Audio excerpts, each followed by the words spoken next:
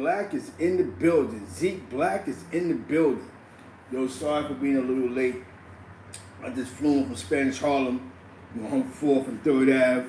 You know, I had to get here real fast. But definitely shout out to everybody that's in this chat.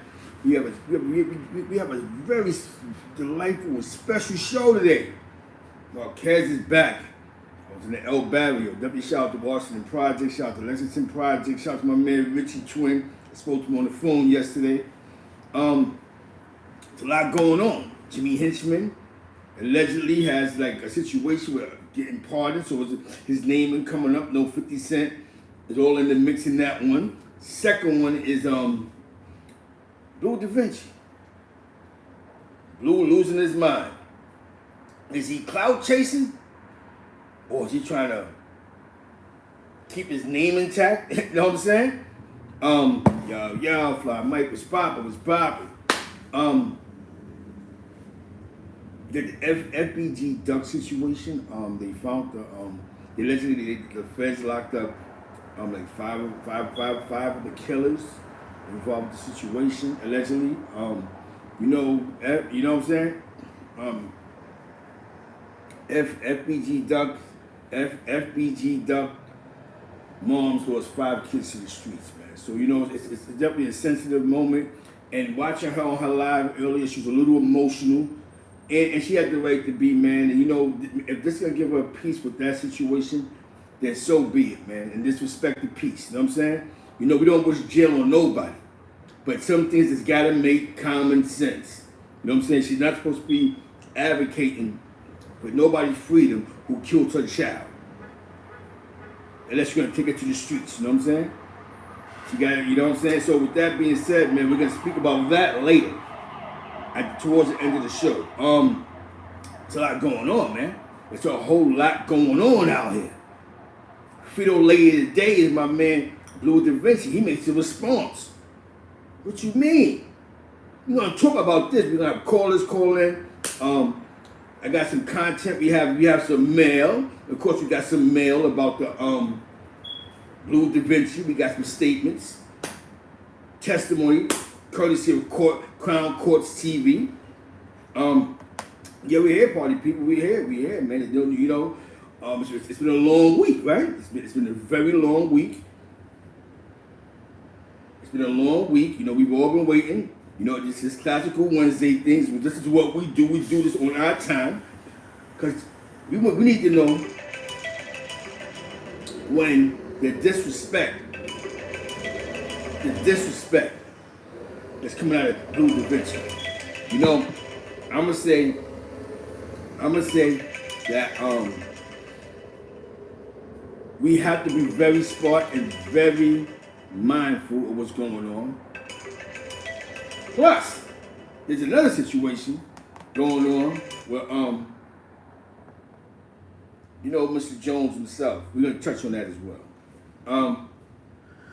We salute the 050 China Brim in the building. If y'all didn't know this, if y'all didn't see it,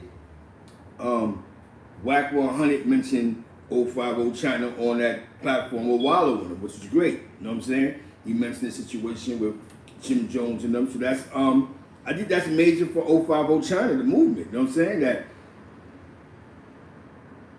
he's hitting his name is hitting bigger and larger platforms. So we gotta salute him for that. You know what I'm saying? We definitely gotta salute the brother for that because he's going to another level now. You know what I'm saying? So it's bigger than Jones. Yeah, we here. Yeah, check out the Wallow and Whack interview. Whack actually mentions 050, gave him his flowers on a bigger platform, which is great for the people, which is great for the cause, which is great for the culture. You know what I'm saying? If you notice what's going on, Marquez is back again.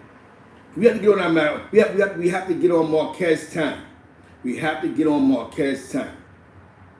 You know what I'm saying? Bleu Davinci bugging out, man. I think he bugging. You know what I'm saying? I think he's going someplace else.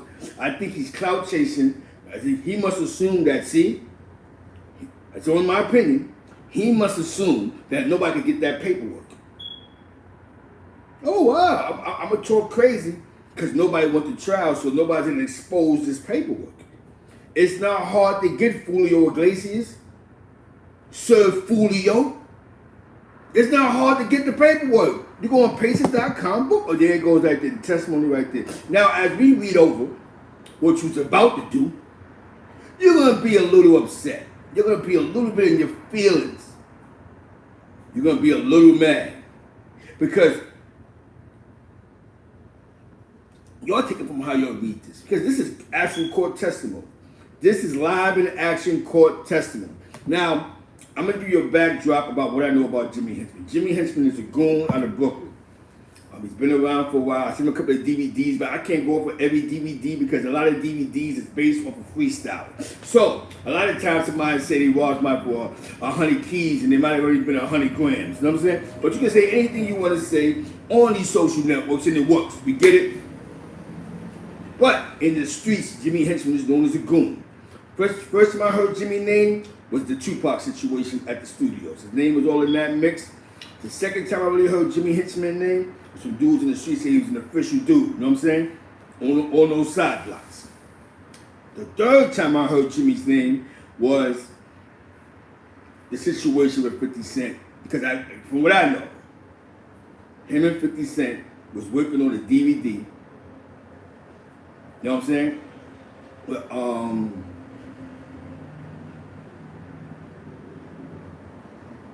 About the real 50 Cent, the sticking kid out of the Bronx, Brooklyn, wherever, you know what I'm saying, who got killed in the Albany Projects. They was doing a DVD on that lesson.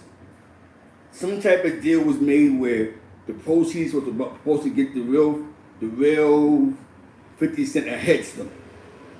Something went sour between the Game, 50, Jimmy, whatever went sour, the beef was on from there, from what I remember. Now, the beef was quiet for a long time because, you know, all we heard was 1,000 diss tracks from Game going at 50, and 50 throwing slang and slander, plus getting a check out of Game. That's what I knew about that. You know what I'm saying? The real 50 Cent, he's on the Paid in Full album with Rakim. You know what I'm saying? He was dealing with he was around the Paid in Full posse, Supreme. He was around Supreme. He was around Queen. He was around Magnetic. The Puerto Ricans, they're God body, those are the gods, you know what I'm saying? Killer Ben, the list goes on, you know what I'm saying? So, needless to say,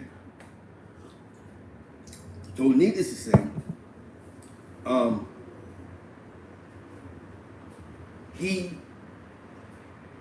passes away.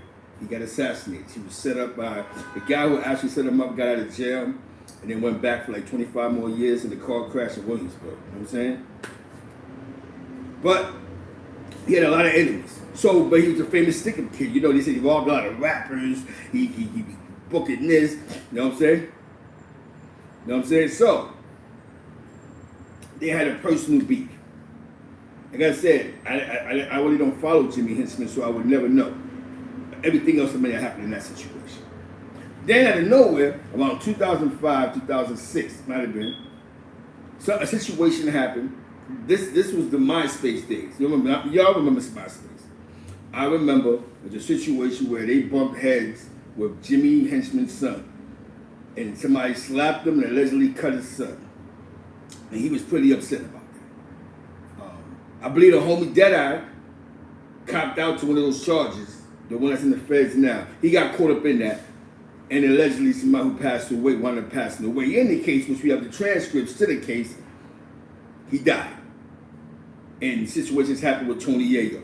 And allegedly they shot up Chris Slady's office. All that. Rest in peace, Chris Slady.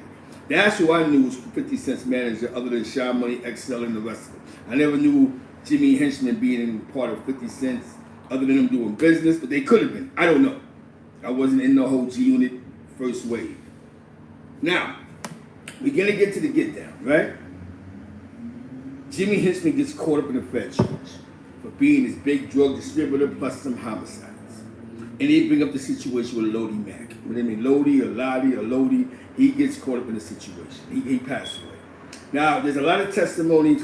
50 Cent was saying that son told, saying that, you know what I'm saying? And he's sitting in jail for life. You know what I'm saying?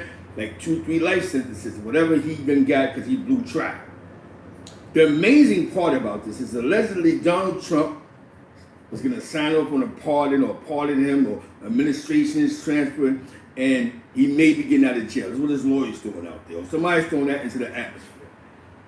And some people are wondering when 50 Cent get out of when 50 Cent if he get out of jail, would he get out 50 Cent? So we're going to speak about and play some testimony and wonder if he did get out, would he target 50 Cent or enjoy his freedom and move on? You know what I'm saying? It boils down to a time where things will get real. This is going to be one of the realest shows I've had in a long time. Hector Marquez is in the building. I just like to just let y'all know it's going to get funky. You know what I'm saying? I'm gonna call somebody. I'm also gonna call somebody that was around Jimmy. You know what I'm saying? That done business with Jimmy Henchmen. Yo. Hey. What's poppin'? What's poppin'? You can't call me. You can't call people. Huh? No, he didn't call people. Huh? I'm talking to my baby. Now, question. I want to ask you a question. This is Avid Chatter on the line. You hear me? Avid Chatter's on the line. Harlem in the building. You know what I'm saying? Okay. Avid, I want to ask you a question. We're going to get the Bleu soon. We're going to get the Bleu. We're going to touch on Bleu. For what you know about the Jimmy situation, how do you feel? For what you've seen so far on Crown Court TV. I don't know what's going to happen with that situation because Jimmy might come home and from the way things was looking, from them smacking his son and cutting his son, it's like the beef is forever. I don't know if that's gonna end well, but I don't know how Jimmy gonna get in contact with 50 at this point because 50 big time now. Big time. Hollywood. He Hollywood. That's a fact. Yeah, it's gonna be hard to catch up to 50 now. Like seeing the G-Unit days, it was kind of easy to touch them and shoot up vans and blow up vans and shoot up Tony Yayo mother's house and all this, but No, now that was a popular thing, but yeah, that's a fact. That's crazy. And I truly believe that there's so much that's happened. You know what I'm saying? Like physical things happen. Like I said, I don't really know everything behind the scenes. 1 second, the baby to me is the bottom. Hold on. That's all right. That's all right. Let me see if I can get a caller in. You can see if we get a caller to call in. Let me put the number up there because it's not about what we think all the time. It's sometimes about what you guys think. You know what I'm saying? If you would like to donate to Avid Chatter,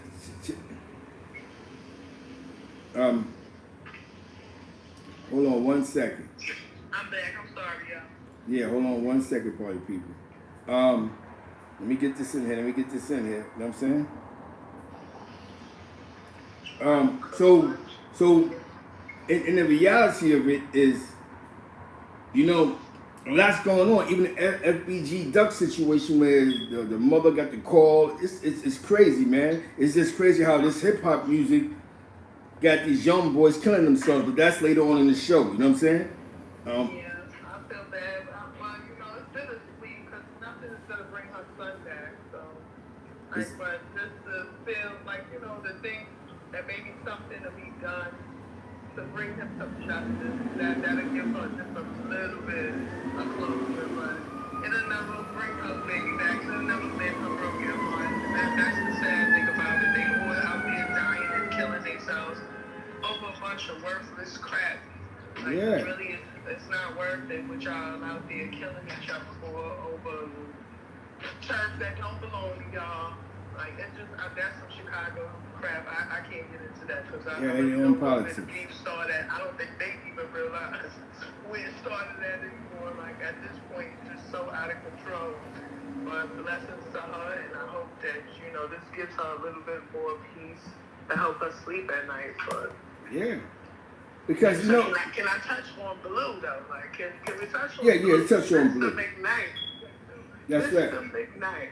Now, last week, out of respect from Kurt from E-Course, he asked us to not put that out in the wind, right? Because... That he's cooperating. That's a fact. Yeah, because, you know, it might could get you hurt. But obviously, Kurt, if you're in the audience somewhere, Bleu didn't catch the show. And Blue still feel like that he feel like his name is solid out here in the streets. But That's a according fact. to Crown Court TV documents in black and white, Mr. McKnight, you were willing to cooperate, and you just didn't have enough to put meat your way. So that's why you were never brought up. So what do you want 50 to not do about your name? Where is your name not janky at? Like this is the shit that everybody be talking about. Like y'all come on like 6ix9ine, y'all get on 6ix9ine, but at least he wear his rap badge. Yeah, he wear like, you know, Alpo too. He wear his rap badge with honor.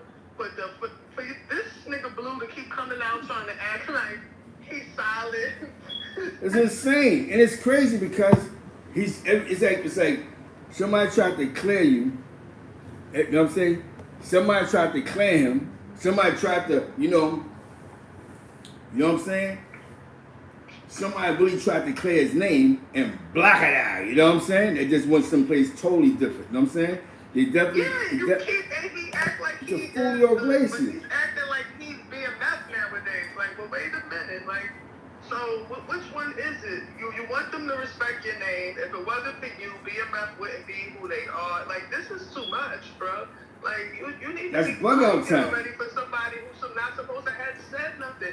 If it was nothing for 50 to dirty your name with, he wouldn't be able to dirty your name. But you just keep bringing more and more attention to yourself by, you know, talking about it. Yo, this, that, and your son, this. Yeah. His son was a baby when y'all was out here in these streets. What's that about? Like, they bugging, man. They wilding. These dudes is wilding, man. And I think because Blue is trying to become relevant in his, because his music career never went nowhere. You know what I'm saying? I think now he's looking at all this BMF stuff and going, how can I put my name in a situation? And I ain't gonna front. They're doing a bad job of it. They're definitely taking bad PR advice, bro. You're definitely taking bad PR advice. There's no way that. There's no way to clean up you being a cooperating witness. The fact that you was willing to cooperate, it's in black and white. See, it's no more our assumptions or anything. Crown Court TV always comes out and like he has a crystal ball because he just knows we need this paperwork when we need it. Like, oh, let's just drop this on Zeke right now. They need to hear this. Mr. McKnight, your own lawyer, had to go and inform the judge that yes, you were one of the witnesses, several witnesses that was willing to get on the stand and testify against me. But see, unfortunately for you, you didn't have enough to incriminate Beach with. So the feds said you weren't useful. Yep. Just because you weren't useful doesn't mean that you're not janky. And you're not on spooky hours. Exactly. You was on spooky time, bro. Super spooky. And it's crazy because when we sit here and we think about it, right? And we look at this bigger picture. When we look at the bigger picture, it is like, okay, had somebody went to trial, he would have had a story to tell. But nobody went to trial, so it's like, okay, what you're telling us or what you might tell us doesn't mean nothing.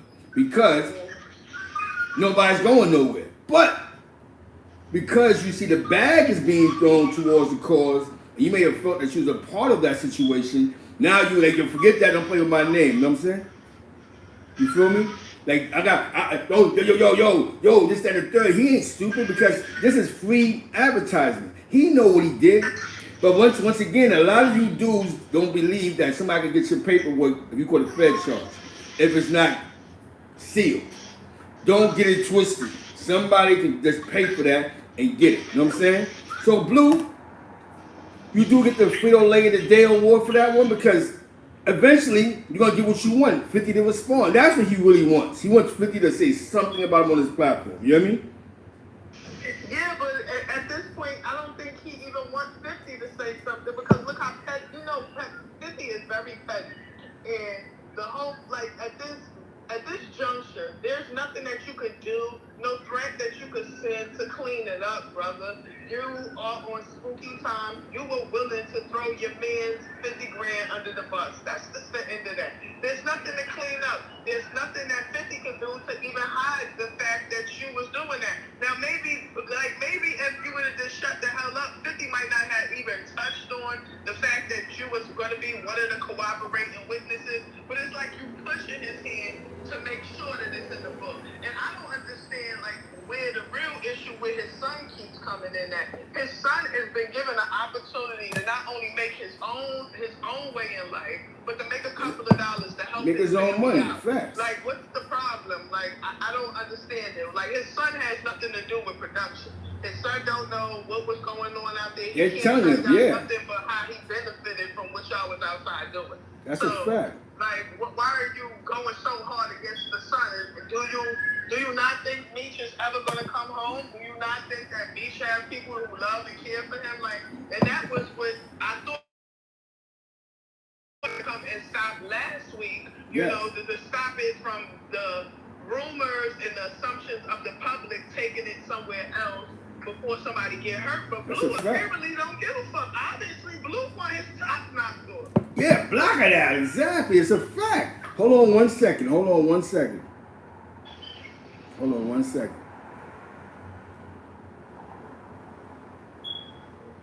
Yeah. Piece of God, I'm live. You heard? I want to ask you a question. Because you out there in the A. You out there in the great old A. You know what I'm saying? Yes, sir. How you feel about, because you from, you know what I'm saying? How you feel about, we got to take it back to the beginning. How do you feel about the situation with Jimmy Henchmen? Me personally, the situation with Jimmy Henchmen, to be sincerely honest, is above my pay grade. Yeah. And second of all, I gotta be honest. You're dealing with individuals that's from where we from. They had a name before we came outside, so it's deeper than rap. Yeah, deeper than rap. Yeah. And I listened to the court TV thing and all of that. Deep, that man. That shit is demonic to me. Yeah. Thanks. That's and real, when I'm saying by demonic, it's because of what comes along with that situation, with the money that they playing with. Remember, I knew him from the rap stuff. When he caught this case and a lot of other stuff came out, I was like, yo, this guy was serious. That's what I'm saying. Like, yo, the money this man, Jimmy Henchmen, and the culture has did a lot for the culture. Yeah. For the backlash that's being going his way about and stuff, it doesn't make sense to me. Yeah. I think 50 put something out there saying that he told on that situation. Yeah. I remember hearing that. And that's 50 because he's saying whatever, because he don't like Jimmy because of the situation with old boy. You know what I'm saying? Yeah. That had passed away. And I think when it came to that with 50, 50 was like, yo, that's why I can't be cool with the game, because the game is that's, it's behind the scenes stuff. And you know what's wicked though? Is that what's that? Is that just the power. I never knew that Jimmy Henchmen used to manage Brandy. I never knew that. You know what I'm saying? That he did what? That he managed Brandy at one point in time. So I'm like, yeah. Wow. So he was in Hollywood with her. You know what I'm saying? Remember the Brandy we know was on TV. You know what I'm saying? So it's like, he was really making his moves and making his rounds, man. You know what I'm saying? He wasn't a goon. Like people that's what I'm saying. That's why I said he's above my pay grade. Mm-hmm. You know what I'm saying? It's something else. That's something else. Like I think that's the type of beef that's never ending, because they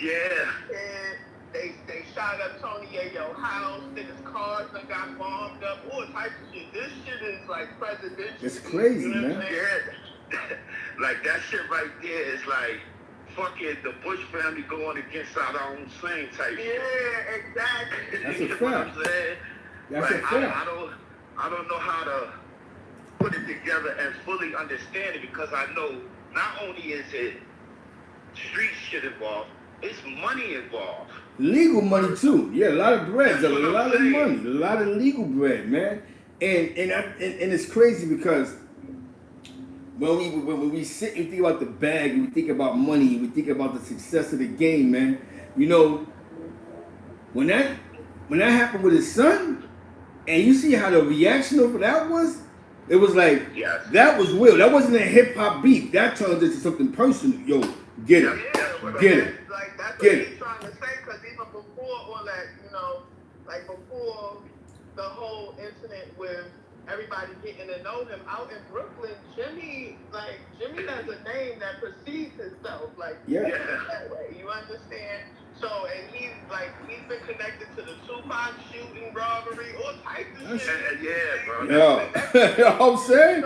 That's a So fact. it's like, you know, people kind of like, I'm not going to touch. I mean, he blew up 50 cars. What you want me to say? That just never touched the man's son. After they touched that man's son, it was no. It went past There was no turning back. There was no going back after that.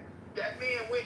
That man had, well, allegedly, according to the court documents, that man had people go and shoot up Tony Yayo mama house. Hell yeah. Like, you know, when they couldn't get Yayo with them, they killed the boy Fletcher. The boy was just a member of G Unit. That's it. And look at y'all gotta, when you listen to that court TV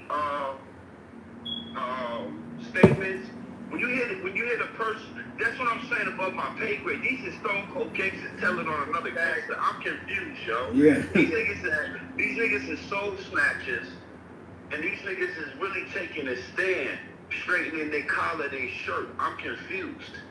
Well, that's the part where everybody's bitching, but then they said that Jimmy was the one.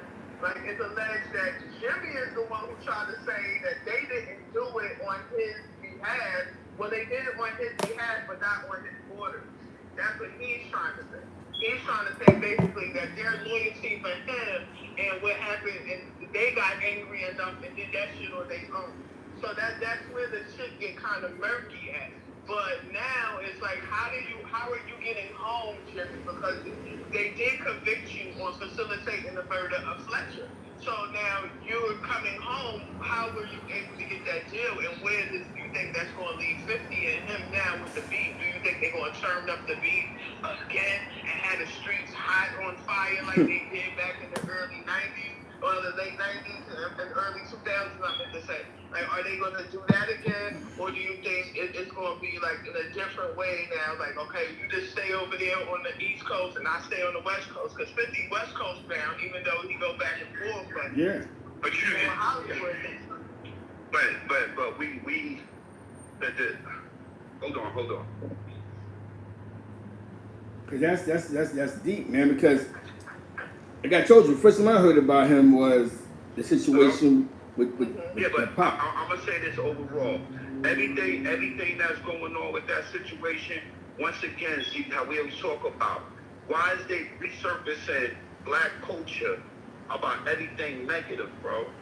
Like, It's so crazy. many other dialogues that they could put out there to the world. And I'm not saying you, see. I'm saying for these bloggers and stuff to put these big platforms. You know, once they hit a certain platform, it's gonna go viral. Yeah, that's a fact. So what I'm trying to figure out is like why everything has to always pertain to us in not even negative form, in a fucked up way of life. Because it got to distract you 50 on top right now. No, but it's not really 50. It's not really 50. Okay, no, this is where my opinion is, where I'm Right. listening from what you're saying, right? You're saying, why do they keep doing that? But then look at the position 50 is in. 50 is inspiring to somebody out there right now. Somebody out there is saying, yo, I could write about what's going on around here, put it to film, and become like 50. You think they want that to happen? Or should we just throw dirt on his name? Should we resurface this beef that almost got him killed again? And then we can run off with his whole catalog and all his intellectual property. Like, I'm gonna bring up something that Zeke said. Zeke talked to me about this 3 weeks ago. How? All right, now you want to say he told. When did you find this out? 50 Because Cent. niggas got they name, each other name is on paperwork that they did business. Something didn't go right.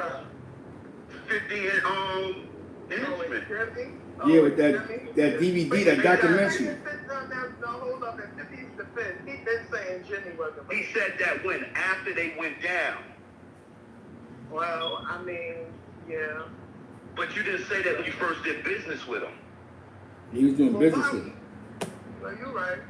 See, people gotta look at all of these, But that's you know. what happens when you in the snakes do that.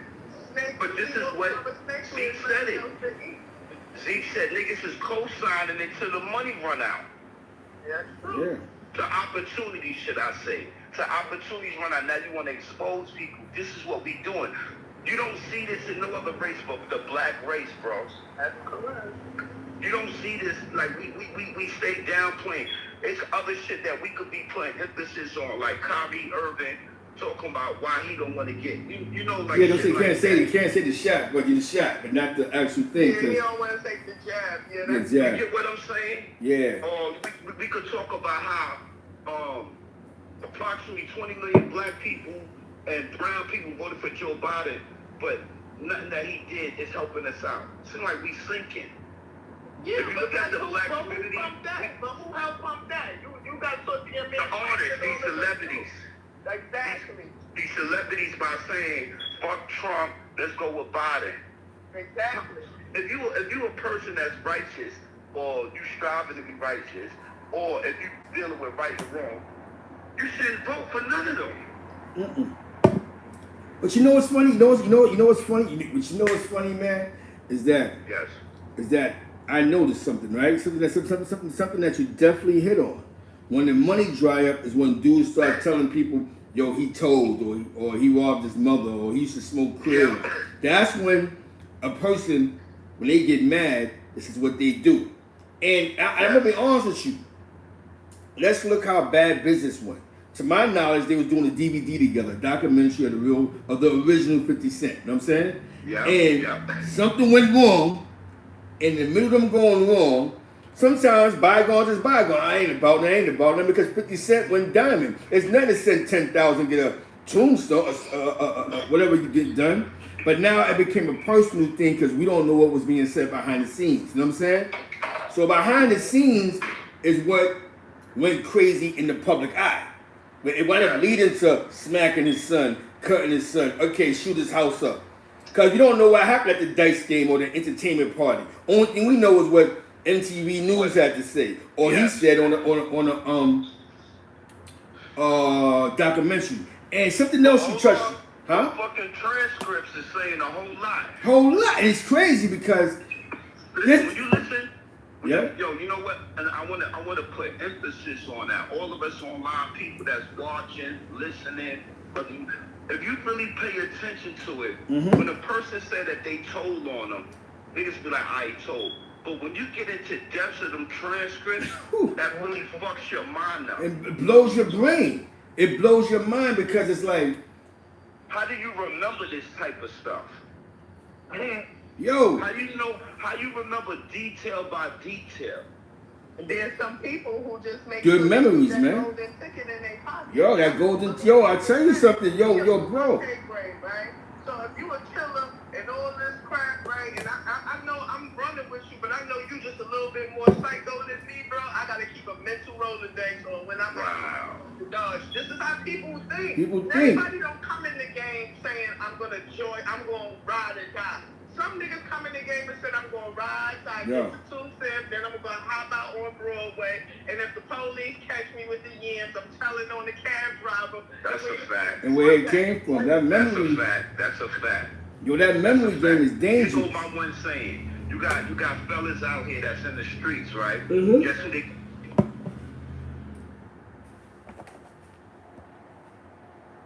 Hold on 1 second. Oh, yo, hold on 1 second, you heard? I gotta call my man. Hold on 1 second. Good guy, too. Hold on 1 second. Give me a second. This is a good dialogue because it's real. Because a lot of times, we get caught up in the. Hold on 1 second. It's my man from TWB. Hold on 1 second.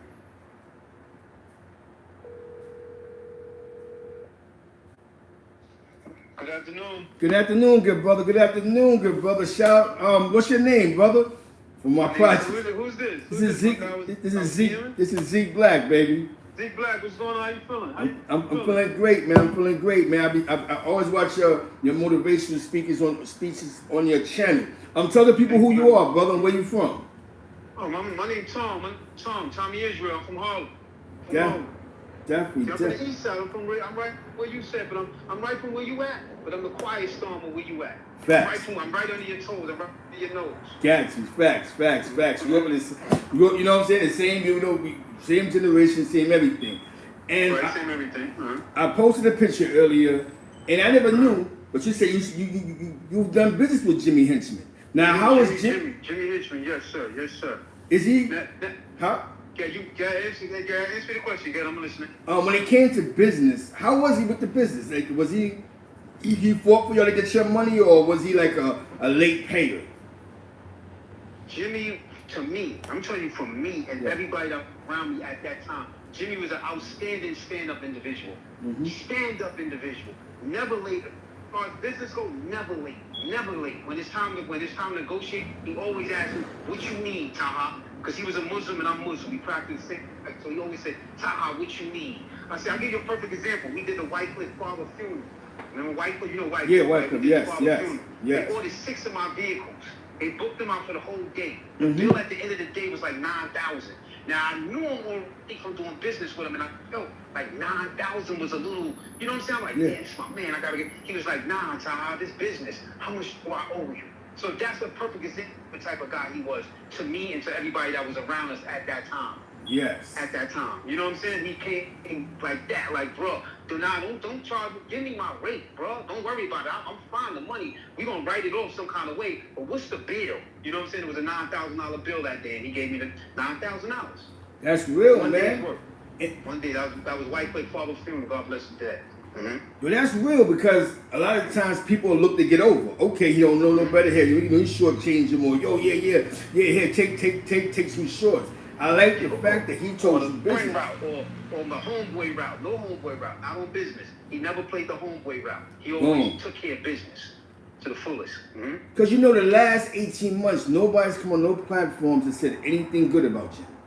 But you right now, a lot of people just go off the narrative that's out there. He's this bad guy, Tupac, 50, Yayo, Lodi, but nobody speaks about what you just said right there, bro. Okay, then we got to understand the names that we're speaking about. You know what I'm saying? Now look at why. You know, there's a conflict of interest there, right? Look at the names. 50. You know, Yayo, that's a conflict of interest. Yes. So of course they can't say nothing nice. You know what I'm saying? But if we ask Mike Tyson, you know what I'm saying? We might, a Red Bull Kareem, we might ask a Little Kim, then we might go and get a different response. You know what I'm saying? Yes. Let's ask, you know what I'm saying? Let's ask some real people that was on the other side of things. Let's ask Salt and Pepper. Let's ask a Steve Stout. Let's ask real individuals. You know what I'm saying? Let's not ask the ops. The ops? Like me going to somebody you had beef with and that you knocked out in high school. They want, you know what I'm saying? That's a fact. You know where I'm getting at. You know what I'm saying? We can't ask them because they're going to have a biased attention. Because you know what's funny? You said that, man. I'm happy you jumped on this, man. Because a lot of times, man, like I'll give you a good example, right? My cousin managed Black Rob for the last Bad Boy reunion tour, right? Now, as much as people said that him and Puff would never get along again because he passed issues, Puff found a way to get Black Rob the bag. Black Rob went on tour. What I found out about Puff was he was actually paying for Black Rob medical bills, bro. You know what I mean? But we'll never know that because he don't say it. So when they talk about how Puff be jerking and don't care and this, that, and the third, you sit back when you talk to somebody on the inside, like you said, and not the ops, because that's deep what you said right there, bro. Right, and that's how it was. Give you honest facts. I ain't got nothing to, because now I hear a lot of propaganda about him, you know, and it hurts me because I know how the feds is. I don't. It's really, you know, I just hope the best. Yes. You know what I'm saying? They say, oh, he did this or he did that. I don't know that side. I'm just hoping that's not true. It's not you know what true. I'm saying? I'm just hoping it's just propaganda because people could put propaganda out there. You know They what I'm got saying? power. It just didn't seem like that for individual. To me, he took care of us. You know what I'm saying? He took even. I can tell you like tough guy stories. Where I could just give you real. Give us the real. Give us the real, bro. We went to when 105 with early 105, they had Star and Buck Wild. Remember Star and Buck Yes, Wild? yes, sir. Yes, sir. We met. They had the little drama. Him and Jimmy had some drama because he was Buck Wild. Well, Star was coming out of his mouth wrong. So Yeah. I had to drive him to take care of business. He's at it's called the Red Eye Cafe. This is like 57th Street. So we Yeah. drive down there. Yes. And one thing, when drama was drama back then, this wasn't no kitty cat shit. Yeah. When they Big- went big. down, when they ran down that kid's Star, Yes. it was just Jimmy and Star. And Star held his ground. Now they could have got ugly, but by Star handling his ground, Jimmy ain't had to do no violence. The man handled his ground, they talked it out like men. They didn't have to do. Jimmy had, now he had gunners there. He had people that could easily handle the business, but he didn't because the ethics was there. Yeah. The character was there. He didn't have to do no sucker moves. You know what I'm saying? He didn't have to somebody come from the blind side and do nothing crazy. do nothing Because crazy. the ethics was there. The man character was there. And sometimes that scares. When you soft and when you a sucker, that scares you. And you want to get because you got the power and you get somebody to knock him off. But since that man character was there, he let that man, walk away, go home to his family, and continue to be successful.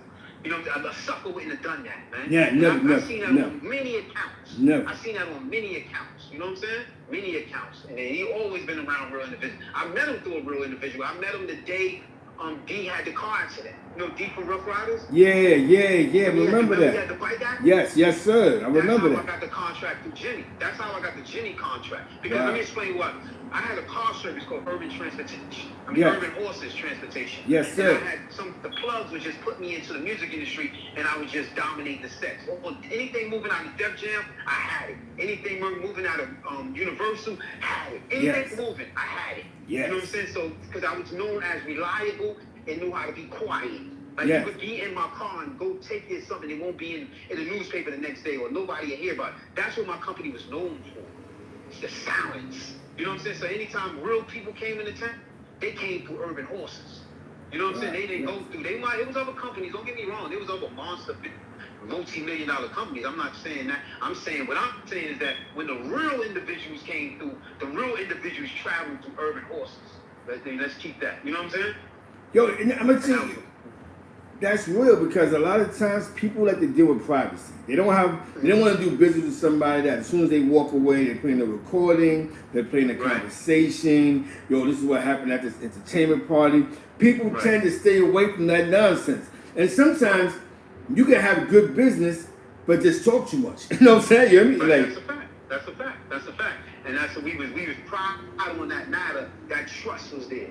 You know what I'm saying? Jimmy was a good individual, man. That's how. And Fridays we would pick up. He would call me for the pickup, and we would go pray together because it's Juma Friday. Juma Muslims go. That's their Sabbath, and I would get paid to pray, and then we would go eat, and then we would start the business day. But my clock is running. Remember, my clock back then was $65 an hour, 2 hour minimum.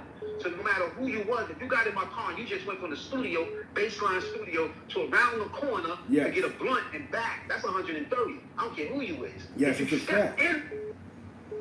That's a fact. This is good. This is great, brother, because a lot of times they don't hear the OGs speak about character. Character is a whole lot in business, man. And that's real because you're actually, listen, I never heard about the Star situation. So you must put us on to something that dealt with Star held his ground. There was no need to kill him. There was no need to cut him. We're both men. Let's talk about this. We can resolve this and go. A lot of times dudes will jump out the window. Now I want to ask you a question, man. Being in those situations, that was a different type of time, bro. Where, like you said, dudes was getting shot at, dudes was getting, you know what I'm saying? But there was a lot of respect and character on these streets, you know what I'm saying? You had to be, I'm listening to the question again, I'm listening. Yeah, because I remember growing up in the hood, and I seen that from you growing up in the hood that we grew up in the street, you know what I'm saying? And I remember just character is what made your name. It wasn't, that's a fact. You had to be the toughest guy in the hood, because we knew a bunch of tough guys that was nobodies. They were just known for being tough and being hotheads. Then you had character, and character is how doors open, you know what I'm saying? Yo, that's my man right there, he's cool. That's dope that you said that you had a car service that dealt with record labels, bro. That's it, Urban Horses. I was blessed because I come from Washington Projects. Yeah. I just caught the bid, I caught a stretch and went away. And I was like, you know what? These crackers were about to pick my life out. I was going to have a possibility of never coming home again. That's when Aunt White came. I come with Tony Lopez. I remember that. Tony Lopez era. I remember that. I came, then we came, Paul Gee and all us got the money. Yeah. I bought the beef, and then Aunt White came. Derek, Monty, all of them yeah. came out. They came right under. They come under my school. Yeah. They come right under. And they took it to another level and give them all due respect. Yes. Aunt White, the whole team, Monty, Derek, I give them all due respect. But if you ask them about me, anybody, Tito from up there where you was at, Yeah. all of them will tell you they studied under me. Not saying I'm some legend or X, Y, and Z. Yeah, yo, bro. Under my school of thought. And then they took what they saw me do and go to the next level. To the next You know level. what I'm saying? Now me, let me tell you what the next level posed. When I caught that beef and came home, I said, yo, I don't want to do this shit no more. You know what I'm saying? I'm like, I got to try something else. I'm not just a drug dealer. I'm a hustler. Yes. And I went and got the little job doing the dishwasher, saved up money for 1 year, got the income tax, took that $21,000 to the dealer and got me one vehicle. And I built that one vehicle to close $1 million in luxury vehicles in less than 5 years. And that's taking it to the next level. That's I'm not going to talk about taking it to the streets in the next level because y'all can do whatever y'all. That's not what I'm talking about. I'm not talking about catching 5 bodies, 10 bodies, 20 bricks. I'm not talking about that. I'm talking about using your skill set that you learn from the street and transform that into the money. You see what I'm saying? That's a fact. That's what I'm talking about. That's a I'm fact. not talking, y'all can play the streets all y'all want. I'm not talking about level up in the streets. I'm talking about level up where you can take in your family for the rest of your life. That's the level up I'm talking about. You know what's funny? You know what I'm saying? This is crazy because I remember being young in them projects, and your name was that name. Other than you was out there for the Tone Lopez, you was out there for the Jimmy Coco Baby, you was out there for when the Wolves was in that deep. You know what I'm saying? When the Wolves was the Wolves. When the Wolves were the Wolves, bro. The realest wolf that ever came through that project was ATM. You know ATM. Yeah, from Brooklyn. I remember when he was out The there. realest that came through. He was from Brooklyn, but he came roaring through there. Yeah, You know he came what I'm through. saying? Yeah, he came through roaring crazy. there. Yes. He just made some bad decisions with the people. Yeah. You know what I'm saying? Like everybody. So but he was the realest wolf. Bam was a mean little wolf too, but Bam from Carver. Yeah, came from Carver. I remember that. Bam was going crazy. Bam, though. My name's Tom Black, man. I know you Tom Black. I didn't know who you are. You know what I'm saying? Yeah, I know. You fortunate. Tom Black, man. Yeah, we did this. You did You this. know what I'm saying? We did this, big. We did this, man. So it's just a God gift that we made it out. Made it You see out, what I'm saying? bro. We made it out that joint. A lot of us ain't get to see it, man. A lot of us, our faces are on the wall, or our numbers is on our chest, and we in the fence somewhere to the sunburn out. That's a fact, bro. So you got when you wake up and realize, like, sometimes I wake up and I'm somewhere down in ATL, or I might be in Cali somewhere, and I really see those men. I look and say, thank you. Alhamdulillah, you got to be like me, because one little turn, one little twist of the jury, and I might not ever be here. Look, I get to wake up, I get to see the nice car, I get to, see the nice, beautiful women's faces, I get to see my children grow. Because if one twist of the jury, bro, and I'm not here. You're not here no more, bro. You know what I'm saying? Not here, man. So I gotta give thanks for smaller things. You know what I'm saying? For the smaller things, bro. Because I've seen the history. I'm a part of the history. You definitely is. You know what I'm saying? You know what I'm saying? And I'm gonna be honest with you. Growing up in that D, right? I remember. And this is why you have to give people their flowers. When I was young, playing in the big park with Aunt White and them, rest in peace, Poodle, Poochie and them. You was in the D with Big Head E and your team, Pudge, Chase. You know what I'm saying? And the great thing about that was, you talk to you 25 years later. Yo, Zeke, this is what I've been doing since I came out of the penitentiary. I was still the same thing. I was the same Tom Black. I'm a hustler, not a drug dealer. I transitioned all my energy into a legal grind, and you won, bro. That's what I mean about, you don't gotta be a rapper to beat the streets, bro. You won. You know what I'm saying? Right. Yo, I remember you being in the D. Yeah, a lot of people lost their lives in that D. You know what I'm saying? Like, yes. My man, my right hand man, his brother Keith was one of the first to get killed in our generation. Yes, I remember that. When he get shot, when Boogie Blind hit him. Yeah. You know what I'm saying? Boogie Blind hit Keith, and Keith, he didn't make it. You know what I'm saying? So a lot of us, a lot of people, you know what I'm saying, lose their lives. You know what I'm saying? So it's real. You know what I'm saying? It's real. And we got it. Cause I just talked to Cuz. He chilling. He laid low, nice house in the country, chilling. And that's how you get to see your children grow. You know what I'm saying? I still see Charlie. I come through once in a while. Yeah, Charles, my man. Charles. Yeah. God family. Yeah. His uncle was a legend. His uncle was first legend. Yeah, Papa Guy. All of us. Remember Papa Guy? Papa Guy. First. You know, first and foremost, Papa Guy first. Then everybody else came after Papa Guy. Then the Cocos and the Papa. Coco, the Papa, yep. They came after. Bean, rest in peace, yes. Was our first when we looked up. And now everybody took some wrong turns and wrong twists to come to the street, but he was our first legend. He was the first one we looked up to. Yeah. Then other people came later, but we got the blueprint from Papa God, and we learned this is what we don't want to do when we get the money. You don't want to do that. Make these mistakes. You know what I'm saying? So we learn from the. That's how you learn. You learn because success leaves footprints. Success leaves footprints. And you just got to follow the footprints of the success and don't make the mistakes that they made. Because mistakes leave heavy price tags. Mistakes leave heavy price tags. And we don't want to pay those prices. So sometimes we can't afford them. Think about Boy George, man. You know what I'm saying? That's a heavy price tag. Heavy price tag. That's a heavy price tag. You know what I'm saying? That's a heavy price tag. And I remember my man Theo, he down here in Atlanta too.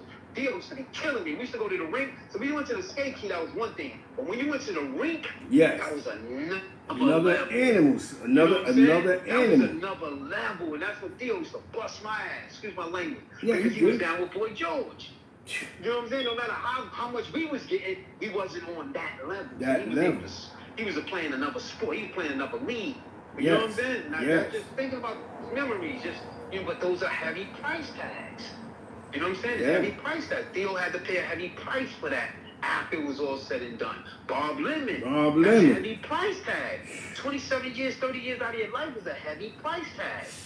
You know what I'm saying? You go down in history, but you ain't no Big Meech. You ain't gonna come home to no DVD movie to a bag. We see what's going on here. People are coming home after 20, 30 years, kept it real, but coming home to nothing. Nothing but he was real. Their daughter bedroom, they coming home after 30 years. These are legends that I know for a fact are coming home after 25, 30 years, is going into a project with their daughter, sharing a room with their grandchild, because they can't put the little girl out of the room. The granddaddy is sleeping in there after he just did 30 years, kept it real, he's our legend. That shouldn't be happening, bro.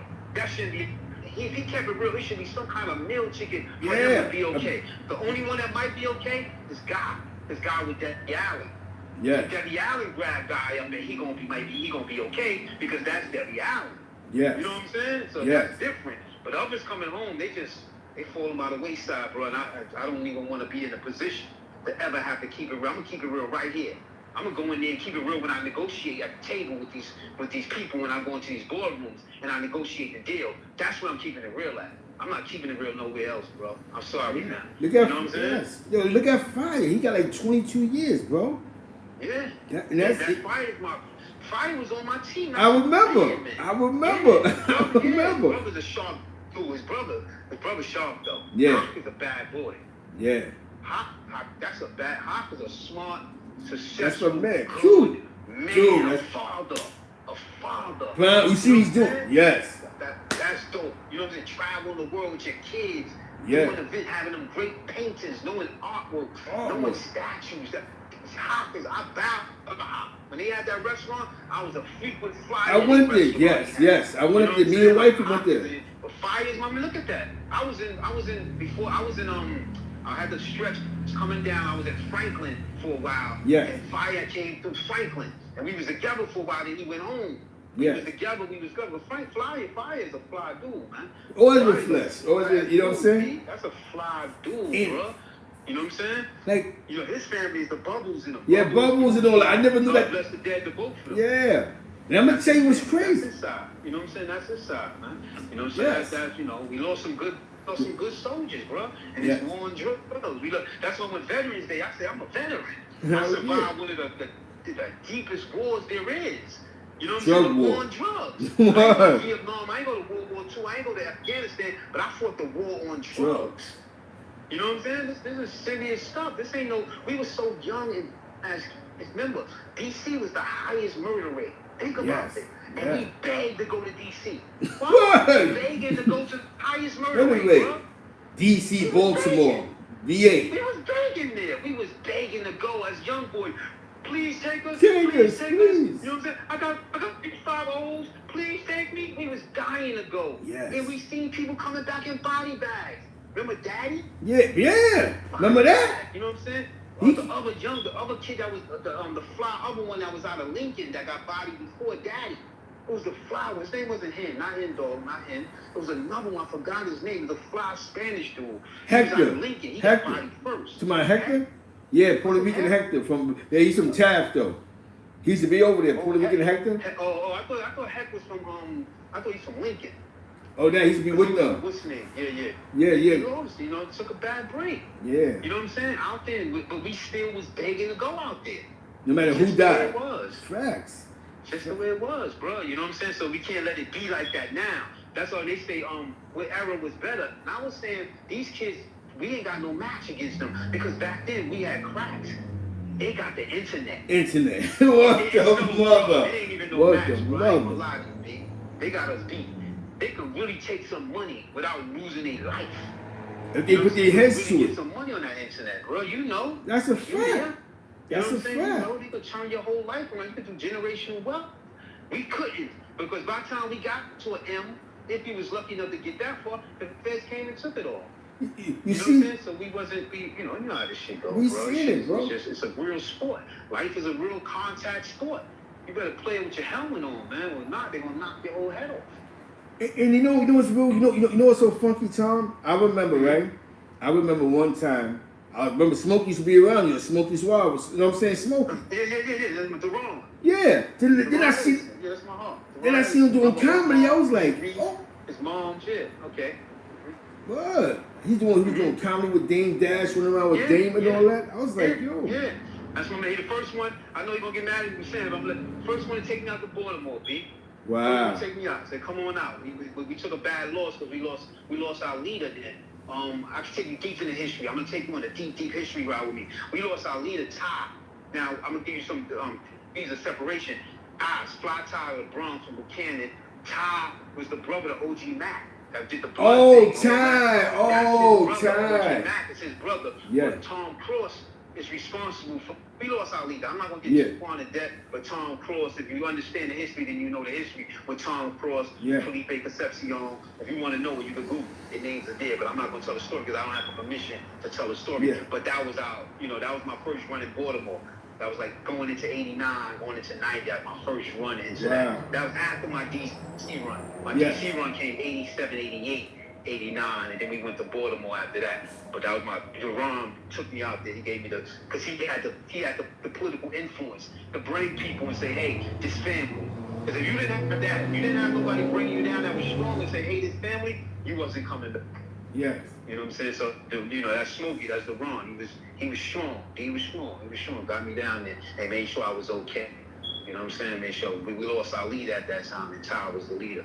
We lost him early. See, that's before the game. You know what I'm saying? That's the history. That's the history, man. It's real, man. I say it's real because sometimes when they hear these stories about these guys that like I love showing a picture of rest in peace Tony Lopez. But had he got out the game at the right time, he might still be here. You know what I'm saying? That's a fact. You feel me? That's a fact. And he probably would have been doing something special. Because these dudes are like special individuals. They just was in that. The sport was just too much contact for them. You know what I'm saying? The sport was just too, you couldn't, the streets are just too real. Like they said, you can't beat the internet when they be doing those memes on you, the memes on you. You couldn't beat the streets. Because your timing was wrong. Your timing was just wrong. We got legends. You got like Carlton Hines. Their timing was just wrong. Timing was wrong. But you got to think, it was beepers back then. So if you really wanted to body a dude, what would you do? You had his beeper number. You get behind his car. You beep him. You got to get out the car to go to the payphone. Yeah. You see what I'm saying? And it can get ugly for you at that time. Because the timing Now, if they had cell phone, you're going to drive and you on your cell phone. Yes. You see what I'm saying? So life is different. Not saying they couldn't still hit you, but they can still hit you if they want you. But the timing, you just came at a time where the timing was wrong. This happened, that happened, and your number got called. That's a You know what I'm fact. saying? That's why we got to get thanks. Because our number could have got called. Our number probably was called, but we tried made a left when we should have made a right. Yeah. We just went another way. Another It way. was laying, or X, Y, and Z was about to happen. Because I could tell you, somebody actually told me this up north. Like, yo, bro, you was coming X, Y, and Z this night, and my job was the body. Dang. So somebody actually told me that. I don't want to put his name out there because he just came home after 30 years. I don't want to put his name out there because I don't have permission to say his name. But we was upstate. He was coming down from Attica, and I was on the way up, and we stopped in reception. We was in downstate reception. He was like, yo, Tom, you know, you my man, you my part. But on this day, I was going to body you for that money. You know what I'm saying? I was coming to take care of some business, but at the last minute, my connect called me, and I didn't go. Because I was see his people, but they was laying on me. They was going to lay me out for that money. You know what I'm saying? But I just at the last minute, my connect happened to call me. Coupe called me, and I wound up not going to the Bronx and went to 122nd and see Coupe, and I got the things from him. You see what I'm saying? But if I would have went that way, they was laying for me. Crazy. He was going to body me and told me that because he was my man. If I was even alive. He was already up north for that. He caught the 2 twin bodies. He killed 2 twins coming to make a power move, and the 2 twins came to do the power move, and he laid both of them out. At 50, they wound up dropping him, and he wound up getting 30 out of that, and he home now. Wow. And that's how real life be. That's how real life It's be, just real man. life. That's how real life be. And I didn't go, yo, oh, you was gonna kill me and try to fight him and all that Yeah. shit. Wow, that shit is stupid. Because we had a connection. He just told me what it was, and we just had an understanding. I just thank God, thank Allah, alhamdulillah, he rabbil me that I didn't go that way.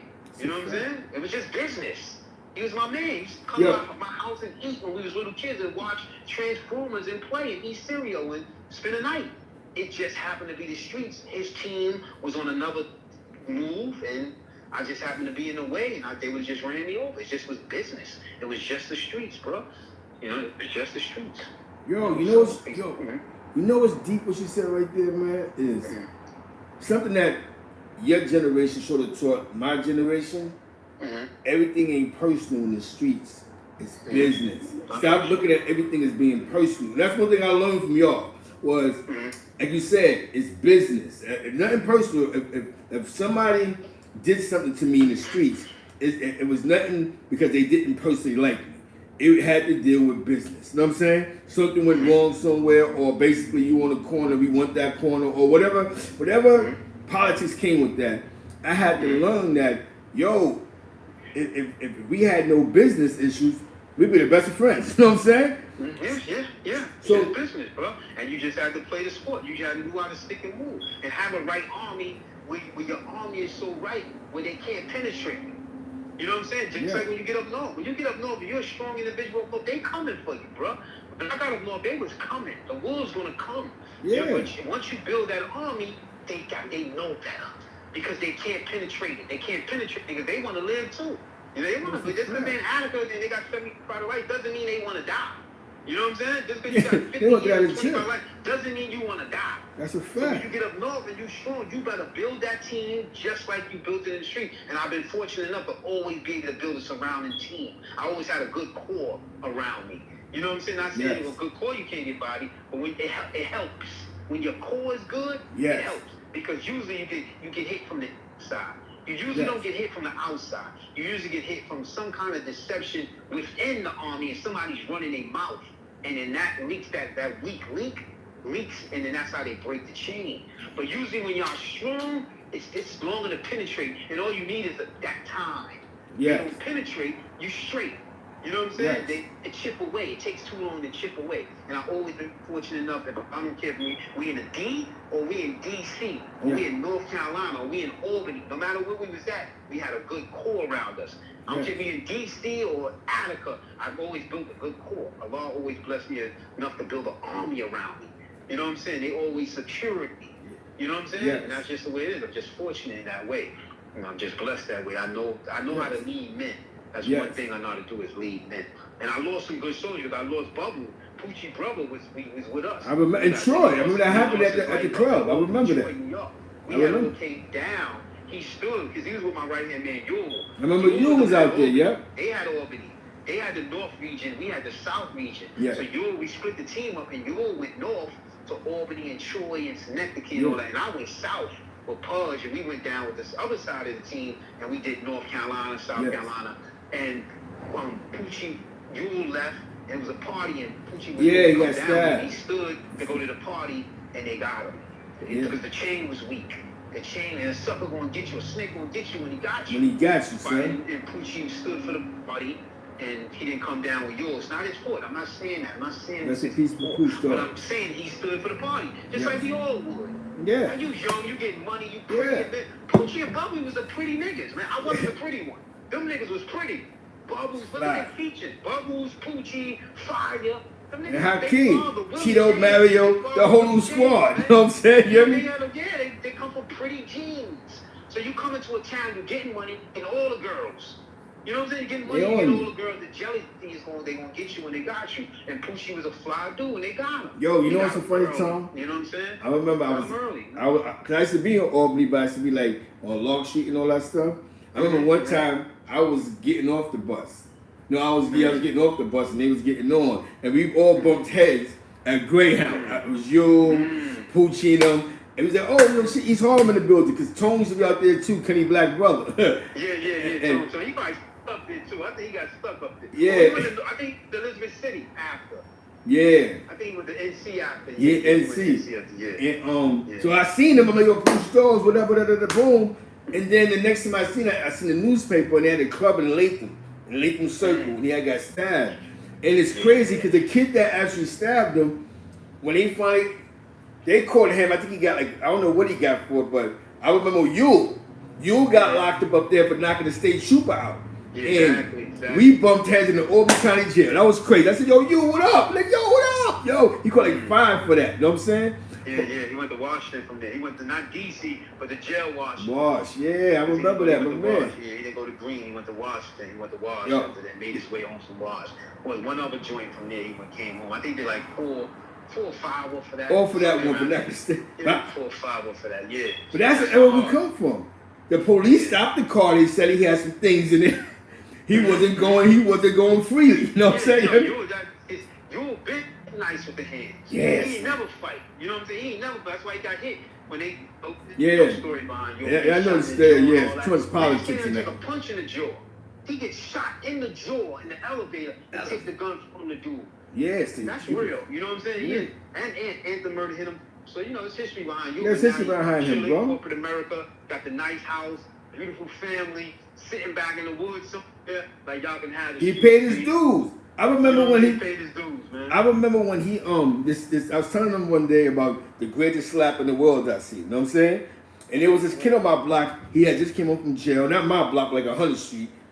He had a little size on him, and he had a dream of he's gonna take over the neighborhood. You know what I'm saying? Now I know you had an issue with my boy on my block, but that was different.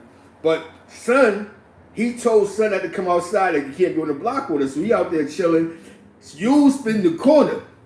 Now you know you wasn't a diesel nigga. He had the curls he had the menudo look. You know what I'm saying? You hear me? Yeah. Yo, he slapped him to the moon, son. You hear me? Yo, when he slapped him so bad, he slapped him the first time was just to show him, but when he slapped him the second time was to show us. You know what I'm saying? You hear me? Like, God. No, you're not too to get out of here. Son walked off. But it was you. Remember, you used to be chasing Kenny Black around for project. You know what I'm saying? They kind of like family. You and Kenny kind of family. Yeah. I think they married from marriage. Not throwing no slang on Kenny Black. Marriage is, his mom's or the aunt or something like this. I think he's married Kenny moms. Yeah, his uncle. Yeah. They the family too. That's my region. Yes, that's your region. Tony Wilson, Kenny Wilson. Yeah. Tony Lopez. Oh, that's my generation. That's your generation. Now I want to ask you a question because you caught a Fed charge. I'm gonna change the tempo a little bit, but just tell me if you're not comfortable with it. This rap guy named Bleu Davinci, right? He's been going crazy online saying that he don't want dudes to play with his name with the BMF situation, right? I guess the show that's out. But what we've seen so far was just Meech as a kid, as a teenager. You know what I'm saying? We haven't got to the part of the rapping part in ATL. And I felt like he was clout chasing, but it happened to be there is a paperwork saying that he would have like if somebody went to trial, he could have testified if there was a chance. I guess it's part of some type of, I guess it's a part of a testimony, but everybody copped out. Somebody say it might be clout chasing, or maybe he really trying to save face for his name. You know what I'm saying? Like, because nobody else called him a rat. Well, yeah, that's what I felt like. He was bitter. I felt like he was. Oh, that's what I like to hear. Yes. Part of his history, and they alienate him. You know what I'm saying? That's how I felt. Now, I don't know deeper into that organization because I was already going to stretch. Yes. When they had their bubble. You know what I'm saying? I'm down here in the ATL. They really don't say nothing bad about the kid. The kid stayed getting money. He still went from one level, came home, and got some legitimate money. Yes. I just think he feels, because when you look at Bleu is the second name behind BMF. You don't really know anybody else. You know the brother West, you know the brother Southwest T, but you really know Bleu. It's really BMF. When you think of BMF, from where we come from, it's more like Meech and Bleu. And then the brother came. Yes. You know what I'm saying? So it hurts you. It's like being Pippen, and they only talking about Jordan. They not even saying Pippen at all. You see what I'm saying? Imagine having the last dance with Michael Jordan and never mention Pippen at all. Pippen would be some kind of bitter, and that's how I feel. Because they killed him out of that story. Like he seemed like he just like you know what I'm saying? And he killing his history. You right. That's how I felt. I felt he was a little. That's what. Because I never really say people really say nothing bad about him. So I just think he just took it to where he had to go. And sometimes people with this internet start saying stuff they shouldn't say because they want the buzz again. Yes. You know what I'm saying? Because it's intoxicating. Fame is intoxicating, bro. Yes. You know what I'm saying? Power is intoxicating. Yes. And when you start to lose it, you start to willing to do anything for it. Anything forward. Even if it means putting yourself on the line, getting somebody to shoot at you. You put yourself in a weird situation. That's how I look at it. That's how, because I stay abreast, and I wasn't really hearing nothing bad. If he did, it was quiet. It was quiet. So he shouldn't have said it to bring it back up. You know what I'm saying? But you know what's so funny, Tom?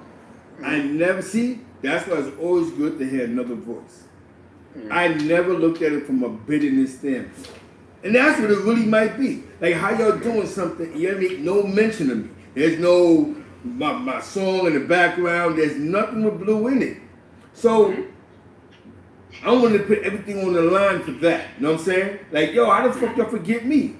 And that's the, you know what I'm saying? That happens with everybody, bro. I ain't gonna put it through hood. You know what I'm saying? Now, we seen dudes in the hood catch 10 years for a nigga that blew up, and then by the time he come home, you know what I'm saying? You right, like. Yeah, you're hurt.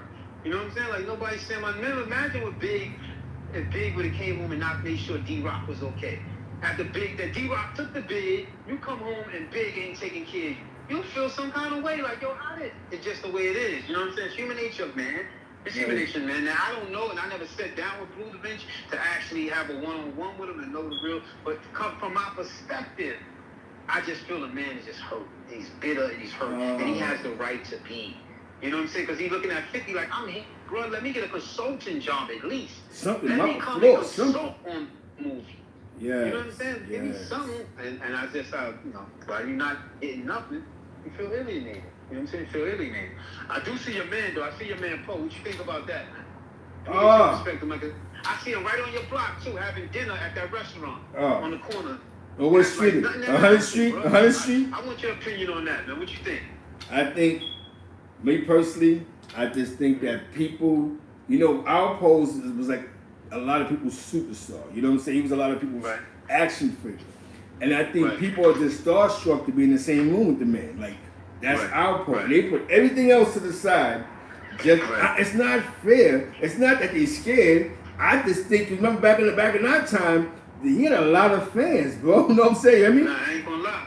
I ain't gonna lie. The boy was a mean. He was a mean. But he was fly. He had money. He can willy. He can kill, and he can fight. He's got the 5 fingers of death, bro. Yeah. He can fight. Yeah. Starting to what you needed out of life to survive in the street. Yes. He was fly. He got all the girls. He's both languages, so he can get over. I mean, he can fuck with the Dominicans, the Puerto Ricans, the black.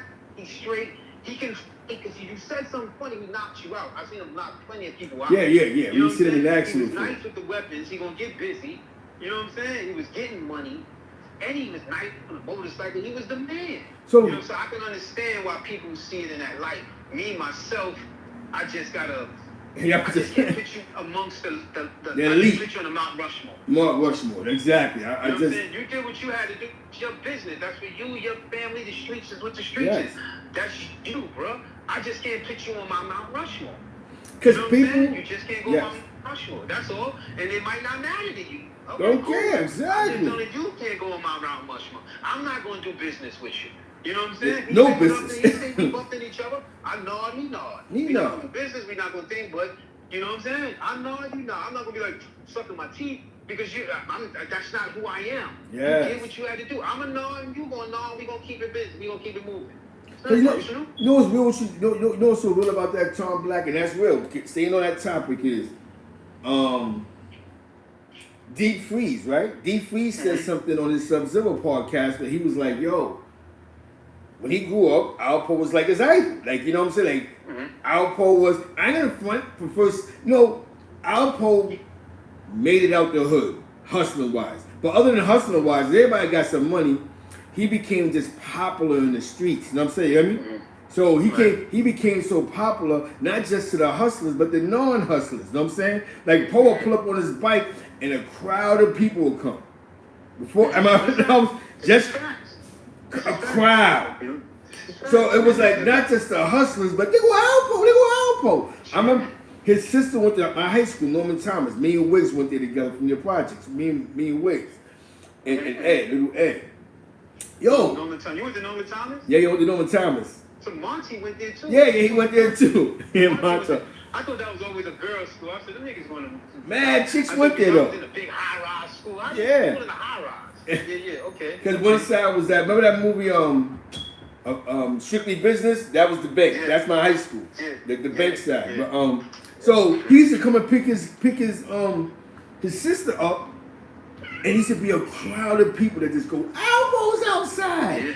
And the school would rush outside. This is crazy. Yo, it was like he pulled up, jump out, look around, and the whole crowd would just surround him. And that's Alpo. That's Alpo's sister. She wasn't even known by her name. She was known as Alpo's sister. Alpo's sister, yeah. Not because he's gonna come back and kill something. The glasses. She had the thick glasses. Yeah, she went to right to high school with me. I remember because one day we was outside of my school and happened to be Sugar Hill. You know Sugar Hill, from my block. Sugar Hill, Tone. Yeah. Tone baby moms went to high school with us too. You know what I'm saying? So he pull up, Pole pull up, Tone pull up, and it was crazy because when Pole pull up, even the Brooklyn cats, everybody just rushing. He have a big circle by the car. That's looking like they're like, this nigga's bigger. He was bigger than that. He's what rappers get as an accolades, you know what I'm saying? He created a brand being Alpo. I give him that. You know what I'm saying? That was a fact. You can't even take it away. I can't take it away from the kid. I'm talking about, I seen him come in that rooftop and really shut it down. Bigger than when Dougie Fresh was at his pinnacle, LL at his pinnacle. I'm talking about Run DMC. He coming in and everything is going to him amongst the stars. The stars wanted to be all of them. We going that ring. We was in that skate keep. We was in that rooftop. Yeah. And Poe came in there. L and them Queens niggas, they wanted to be by Poe. L was the man, don't get me wrong, but LL wanted to be next to Al Poe. Yes. You know what I'm saying? They kind of looked alike a little bit. That's why Freeze loved him so much. Freeze used to look up to LL too, because he used to wear the bucket. Remember the bucket hats? He used to want to be like Poe. Everybody wanted to. We didn't want to be like Mike. You know what I'm saying? Mike wanted to be like Mike came after. We wanted to be like Rich. We wanted to be like Poe. We wanted to be like Fritz. You see what I'm saying? We wanted to be like them people. I didn't want to be like Mike. I didn't play ball. You know what I'm saying? I didn't play for the Gauchos. I didn't play for Riverside. I played the streets. I wasn't like them. Yo, you know what's crazy what you just said? I remember when Deep Freeze used to rap with Zico. Remember Zico from 1199? Yeah. And they had that song, My Phone, that they used to... Yeah, they had a song first before anybody. Anybody in the hood. Zico from 1199, you know what I'm saying? Because that's the East Army that we know. Big Head Nelson, I don't know what happened with that, but he used to run with Freeze, you know what I'm saying? Yeah. Now, We're not name dropping. We're just giving you the geographics of the era. So just to let y'all know this. You know what I'm saying? So y'all. Give me the history. Give me the history. And most of the time inspired anyway from the statues or anything. Yeah. And we just give you the history. The history. You know what I'm saying? We're not incriminating nobody. Just Yeah. give you the history. That's all we're giving you is the history. But pure facts. Because what I noticed is a lot of dudes just be exaggerating. A lot of dudes just been hearing it from so long down the food chain, and they don't mean no harm. It's just by the time the story got to them, it's already watered down. Watered down, flaming They're young. repeating stuff that's just not true. The timelines be off. I'm like, Yo. bro, are you saying that your timeline is 3 years off? Yo, Tom Black, I'm gonna take you back. I'm gonna take you back to. I remember one time it was me. Remember rest in peace, JJ Slay. It's me, JJ. Before them to play Slay, it was Jay Slay. It was Jay Slay. JJ Lip. First. We in the D by the gate.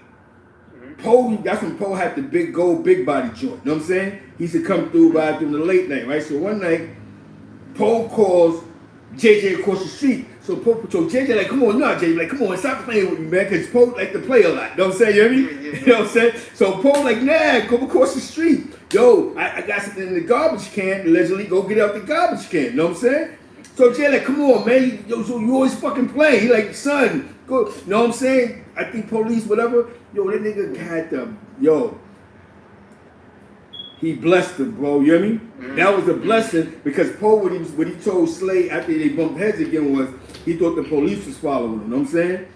So he had somebody drop that off. And that's around the time that after that he got caught in VA. You know what I'm saying? Yeah. But yo, that baby, he let Jay keep that, but that just goes to show like, Poe, I'm on one time, you know, my block was like the Puerto Rican version of the fucking Fever, you hear me? Right. Tone was out there, Sugar Hill Tone, and you know, all them dudes, the Puerto Ricans. And I remember that time, Poe pulled up, jumped out the car, and dudes, them Puerto Ricans loved him too, you know what I'm saying, you hear me? Yeah. He was like, he was an action figure. I think Poe could have stopped hustling and made money in Hollywood at that time, bro. You hear me? That's a fact. And he was able to translate it. I just think they were just too soon that we didn't see that vision. Yeah. He didn't see that vision. Because he loved the streets so much, he couldn't see it no further. You know what I'm saying? Just couldn't see it no further because he had the charisma. He had everything. You know what I'm saying? He had everything. And you was out there, Tom. You was out. Like, yo, I remember going to Washington. And we used to go to the big park when y'all had to, man, shout out to rest in peace Randy Walker. Y'all just me the Chinese store. Our birthday on the same day, August 24th. Our birthday, same thing. Randy was cool. Randy was his brother Cubby. Got the restaurant. Yes. I love Cubby. I grew up with them in the boys club and all that. Because before I moved, see, my family always lived in Washington. I don't know if you know my cousin Jeffrey Hart and Corey and all of them. That's my family. Monica Hart. I know your family. So before I started coming downtown, before I actually moved to Lex, I used to live on 114th Street, 117th Street. So that's how I know Cubby from the Boys Club, you know what I'm saying? That's how I know Rock City and all of them, because I grew up with them on that part of East Harlem. Then I moved downtown. But, you know what's funny? I remember when y'all was in the D. Yo, that D was crazy, bro. Like, it was dangerous. You just couldn't walk through there. It was literally crazy.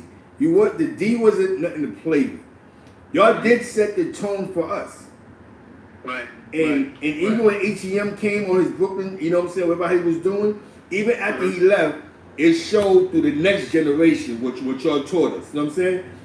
Because the blacks and Puerto Ricans came together for that dollar. Yeah, it was over. It was over after that. Once it came together, it was over, man. It was over, and I was smiling. I was up north. I was hearing the stories. I was like, all right, man, all right. I just didn't like the fall. The fall that came with that. Fell apart with Poodle and all that extra shit that's happened. I didn't like that part. I wish you could have just made some kind of provisions for everybody can eat, but it's the streets. That's you know the what I'm streets, saying? man. It's the streets. So it is what it is. You know, some was hated, some was didn't, man. But I thank you. I appreciate for the call. Yeah, I appreciate you, Tom. Anytime, baby. Anytime, man. Anytime you need me, I'm here, bro. I'm gonna put you on the title, man. So tell the people what you do. He got the summit doing. He got the IG page. I'm gonna post your IG in the comments.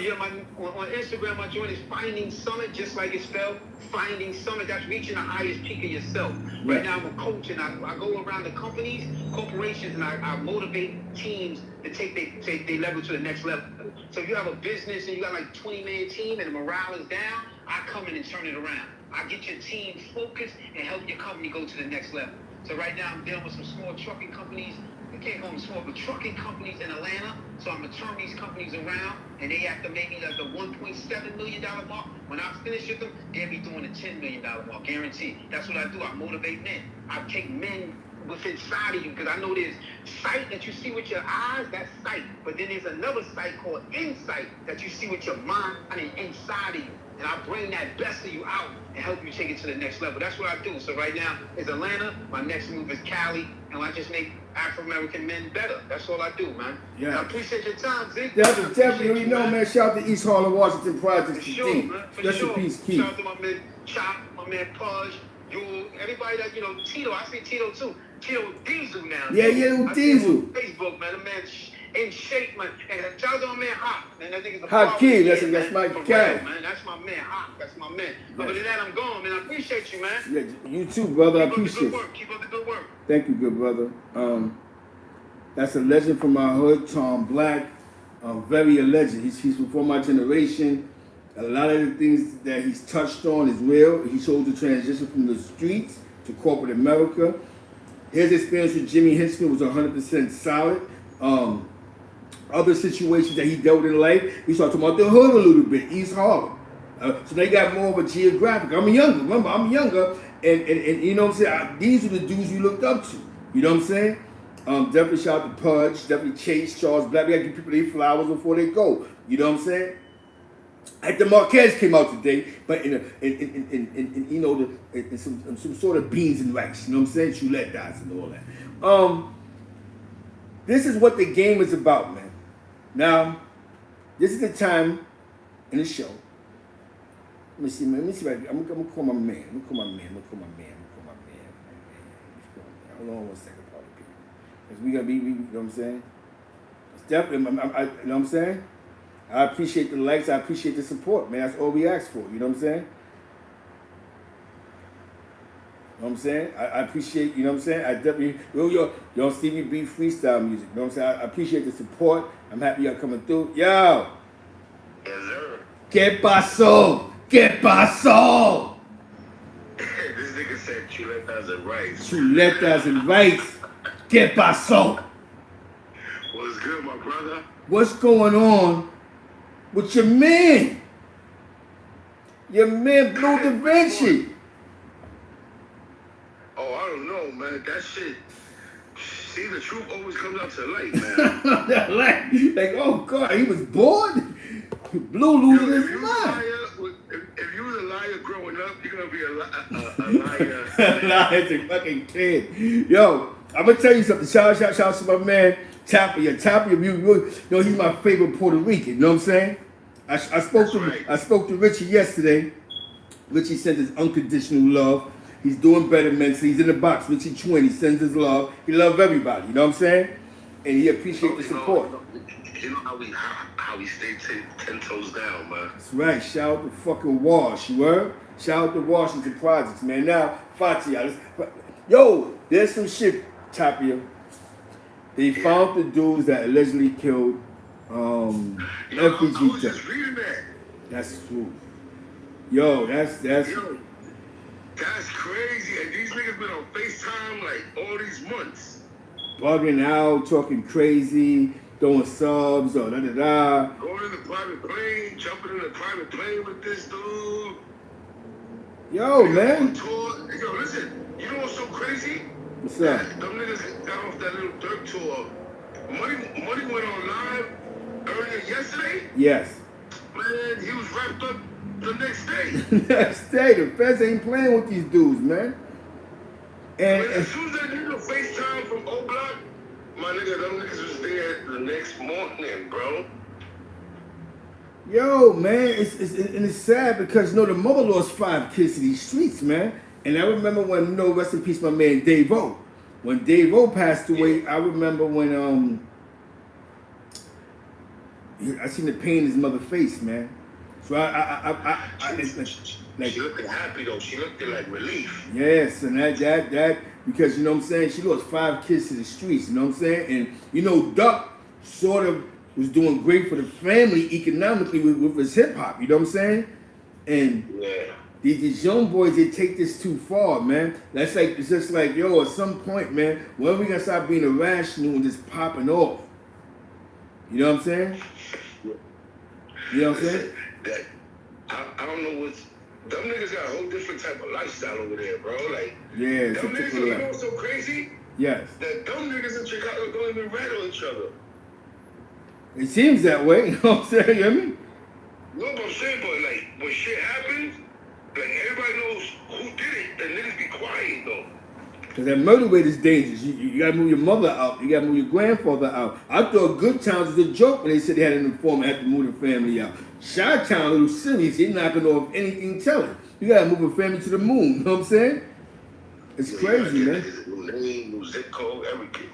Yo, this is just what it is, man. So I'm touching on the FBG duck because, you know, we don't want to celebrate. Everybody lost in the situation. The kid lost his life, and some young dumb niggas, they're gonna realize how much their freedom is appreciated till they get 20, 30 years in the feds. You know what I'm saying? And I'm gonna be honest with you, man. We know a lot of people. Like, you hear what Tom Black just said. There's a lot of dudes coming home to their daughter's bedroom with the. You know what I'm saying? You hear me? Yeah. Yo, listen. I didn't even know that Tom Black was talking on your shit. Yeah, it's Tom Black, man. I jumped off the porch. I already knew who he was. Yeah. You heard? Yes, sir. Yes, sir. When I was a little nigga, they was running through the D. Yeah, it's running through the D crazy. Yeah, I remember all that shit. And then I was DJing at the time. And then he transitioned to when he came home and he said he got a car service. And they told me, yo, Tom was doing this private car service thing. Now he was in the hip hop business. And he actually said he did business with Jimmy Henchmen, and him and Jimmy had great business together. So that's good to hear that somebody said something good about Jimmy Henchmen that's done business with him compared to, yo, he's just, cause you know, they say Jimmy Henchmen told. That's what they say. You know what I'm saying? On the situation. Yeah. Cause that's why you bring it up, cause he's supposed to be coming out or something. Yeah, I guess allegedly Trump, I gave him a pardon or some type of clemency, and they don't know if the paperwork went through or it was a conversation that's being leaked to the press. But people are wondering, will that change the way 50 Cent move and think? You know what I'm saying? And I personally don't think so. You got beef with anybody. When you got beef with anybody, and you got history with that person, if that person is still alive and is in town, best to believe y'all gonna clash. Some shit's gonna happen. Yes. And that's the real thing. thing. Niggas can't even be around each other. But bro, what's so hard to cash out nowadays? Yo, it's not hard at all. The cash apps is dangerous, bro. Because listen, back in the days, when a nigga call, I'm like, yo, that nigga here, that drop is a motherfucker. Nowadays, you cash app. Yeah, I got 500. Go knock his head off. You know what I'm saying? Yo, listen, this world is crazy, bro. Yeah, it's a dirty game, man. And that's why I tell dudes, the game gets dirtier with this drug addiction that's out there because of drugs, dudes tend to go on up territory. You know what I'm saying? Because of a narcotic. You know what I'm saying?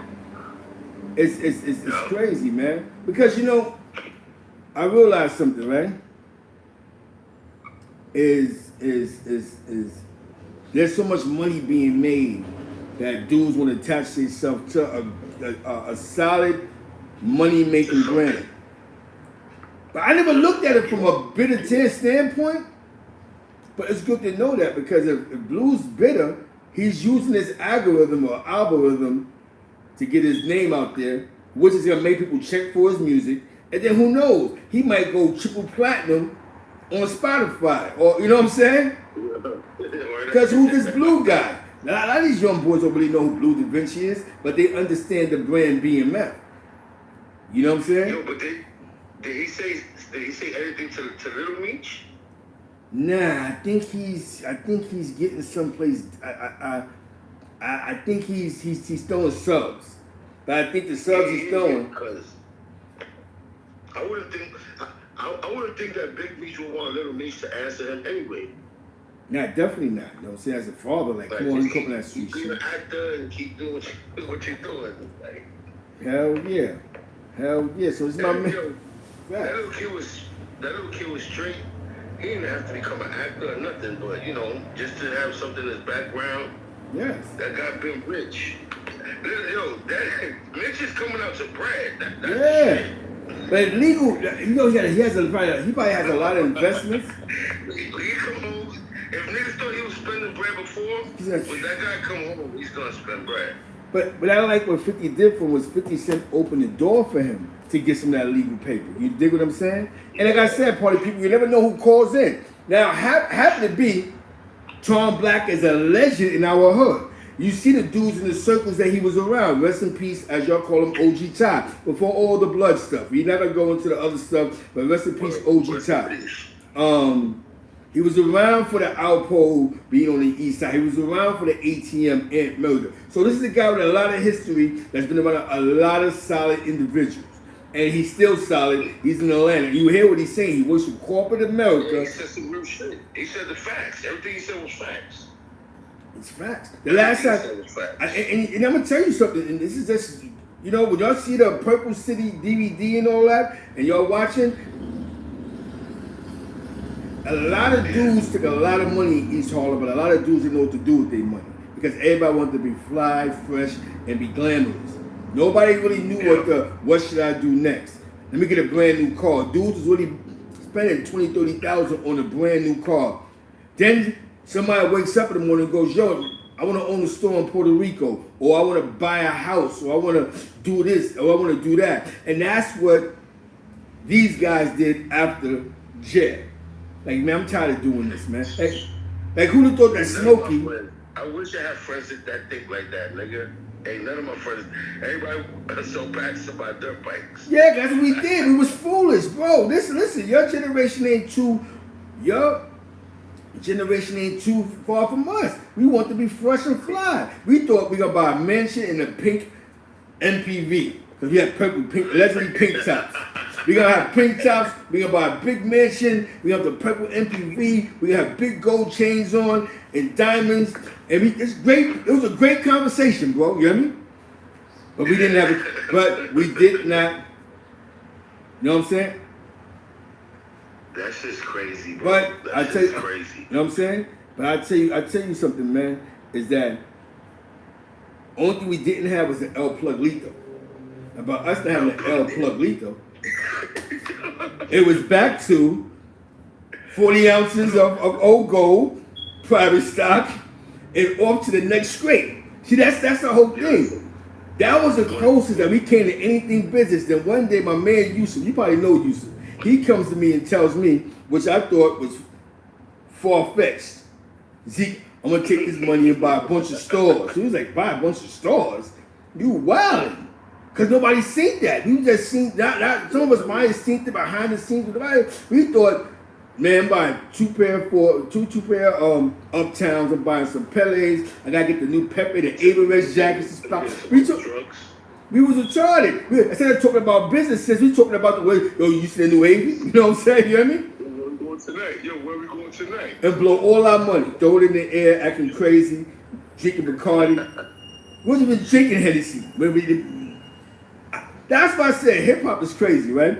I don't remember us buying a bottle of Henny. I remember us buying a big bottle of Smirnoff from 103rd Street, and we sipping on that like we was in Scarface. You know what I'm saying? You hear me? Yeah, my shit was Alizé back in the days, bro. Well, we bought that shit one day. But you can't, see, you know when yo, Tapia, you know when you young and broke, you put your broke money together, it's $1 here, $2 there, you know what I'm saying? You hear me? Between 8 niggas, you finally scraped up the taxes. You got ask a nigga you don't fuck with for $1. Niggas go to the pier and drink that shit. How hard. This always, yo, I didn't steal. I'm gonna tell you, I got some shit. Top, you know I was with some wild Puerto Ricans. I don't know how to drive because I know how to steal cars, but I can tell you I know how to get in the car. You hear me?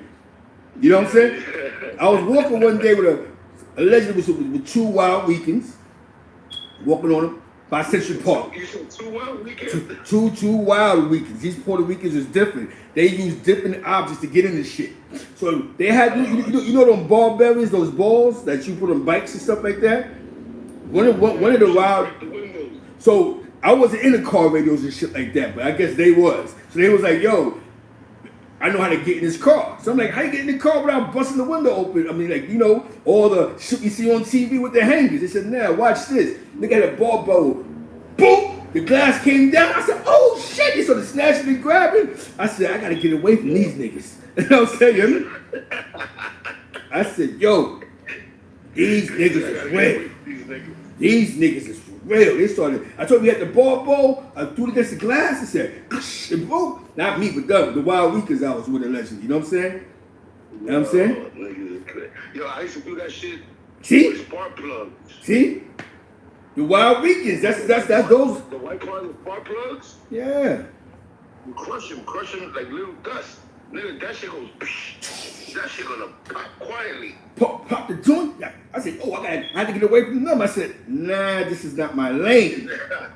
Y'all got knives. Y'all got big Rambo knives. They got moon chucks. They got ball bows. They got all the things that's gonna send me to Spofford. I wasn't trying to go to Spofford. I couldn't get slapped backside there. I was scared. I said, I should be praying every day. Please don't let me get locked up with these niggas. Because you can't tell. So you know what I'm saying? Please. I see him coming, I dip off. He's like, yo, Sick, where you going? I'm going to the store with my mom's, my nigga. This shit was real, man. Tapia, shit was a dirty world, man. Dirty, it was dirty. So I gotta get away from these niggas, man. Away from these niggas. These niggas start talking to me in all type of Spanish. I was like, what the fuck is he just talking about? It's like, here. No. Hey, no. Yeah, you gotta go picture that shit. You already know, man. Imagine me, man. You know Zeke, man. I couldn't tell certain niggas that had beef because they didn't take shit someplace else. I just want to fuck you up. You know what I'm saying? They didn't want to cut and stab you. Zeke is a lookout. Hell yeah, I look out all day. You ain't never lied. Niggas said, yo, fucking, they'll tell you in Spanish. You just ain't know what they was telling you, man. Yeah, come on. You know what I'm saying? You hear me? This is crazy. You don't even walk down the block with two niggas you don't even like you don't know what might like. I'm about to be with two niggas. These niggas is blood related. They wind up fighting each other, bro. You hear me? Every time they get source, man, fuck you, nigga. But they just couldn't fight. They had to bring out foreign objects, lasers, knives. Y'all niggas is family, my nigga. That shit was crazy. I was like this, bro. I was like. A lot of niggas in Washington used to be, bro. Used to fuck each other up and then talk the next day. Like, next day, oh, what up, cat? Nigga, you almost cut my throat yesterday. Nah, ain't nothing, my nigga. I love you, my nigga. Like, yo, son. Oh, man, look. Your mom's my mom, man. Come on, man. Yo, I'm not gonna keep you too long, Tapia, but I got some shit. I remember I got jumped in 11.99, my nigga. By some good kids. I didn't have a black eye, nothing. I was just mad I got punched in the face 8 times. You know what I'm saying? You hear me? Nigga said 8. I punched me 8 times. And then I could do, you know what I'm saying? Once they started swinging, I just said, oh shit, it's on now, I guess. So they started busting me all in the face and all that, but it was all good though. I was like, I see you on the rebound. I catch you on these side blocks. I'm gonna stab one of you niggas. I'll be back. As I was running fast, you know what I'm saying? Don't get it twisted. My running game was like 1,000. Niggas ain't fucking with me. For sure. What? He's like Zeke on his Olympic shit. He must have got jumped by. Shout out to my niggas on 4th Street, man. You know what I'm saying? Next time. I keep not showing love to those crazy Puerto Ricans over there. Them niggas is dangerous. You know what I'm saying? They had, you know what I'm saying, on 3rd Street and all that by smashes. Yo, Tapia. Some real nigga shit, right? I got jumped. These niggas put their hands and feet on me. I seen the 2 wild Puerto Ricans, my nigga. I couldn't tell them I got jumped, my nigga. You're supposed to, man. Hell no. Because these is good kids, 11.99, you know what I'm saying? These niggas, you can, what? Yeah, bro. So, go on. Oh, Lord, got the go, no money, go. God, bro. He's like hitting those words. Come on, Zeke, here. Go get a 5-star razor, huh? We're gonna kill these things. I got an ice pick this long. I was like, yo, son, I'm good, my nigga. You know what I'm saying? You hear me? I'm not trying to catch a light bit. These niggas, I ain't gonna front though. I learned a lot from them niggas, man. I learned when they cross the street, I see them niggas coming. Yo, Zeke, where you going, man? I got to the store for my moms, my man. You know what I'm saying? That's why I had to change my crowds. That's why I hang out with R&B niggas and all that. The R&B niggas never in no trouble, my nigga. You hear me? Yep. Yo, listen. The fucking some shit that Tom Black said too. Yeah. Niggas said Washington, like we niggas got memories. We got memories, but it was just like the downfall, how everything just collapsed. Collapsed, right? Bro. It's a fact. Like, I'm happy he had to say it from his perspective. If niggas was like, would be like, yo, if niggas still on that side, niggas still in the D, niggas still on the other side. But if niggas had one plug, that should have been crazy. It's been crazy. I don't fuck, but niggas down the line like that did 1,000 years. It was, you know, that shit would have ended dirty. That's You know right, what I'm saying? at least it would have came out different. Yo, it was a dirty game, man. Because I'm gonna tell you, things change in time. I ain't gonna lie to you. That's how my block won. It was one plug. You know what I'm saying? You hear me? Yeah. But I'm gonna tell you something, man. And this is why when people ask me about certain things, like I remember when, you know, Gate Saloon used to come through with them Zoom buggies back in the days, you know what I'm saying? They ride through, blow through Lexington Avenue, we looking. We're not even hating because we around multi-million-dollar Puerto Ricans. So we're like, we don't give a fuck about you. You know what I'm saying? My boss got millions too. That's crazy. How Zeus said, big homies, my boss got millions of them. You know what I'm saying? You hear me? We took pride in our little bosses. I don't know why that was. You know what I'm saying? You hear me? We just took pride in who gave you packs. I'm going to tell you what became real when we decided that we want to be our own boss. Like I told you, we have everything down pat, but we didn't have what you said, a plug. Yeah, that's what everybody's down for. Everybody wants to be the man. Without a plug. All the work and to go fight niggas, go gun for gun, shoot a nigga lobby up. Yo, we went and bought random dirty work from 104th, my nigga, you hear me? The shit melted by the time we got to the block. We in New York, my nigga. Allegedly. Fuck Blimpies. Don't ever go to Blimpies again in your life. There was one over there. Fuck them niggas. Niggas is suckers. You know what I'm saying? Not telling you, Poppy, don't beat us, Poppy.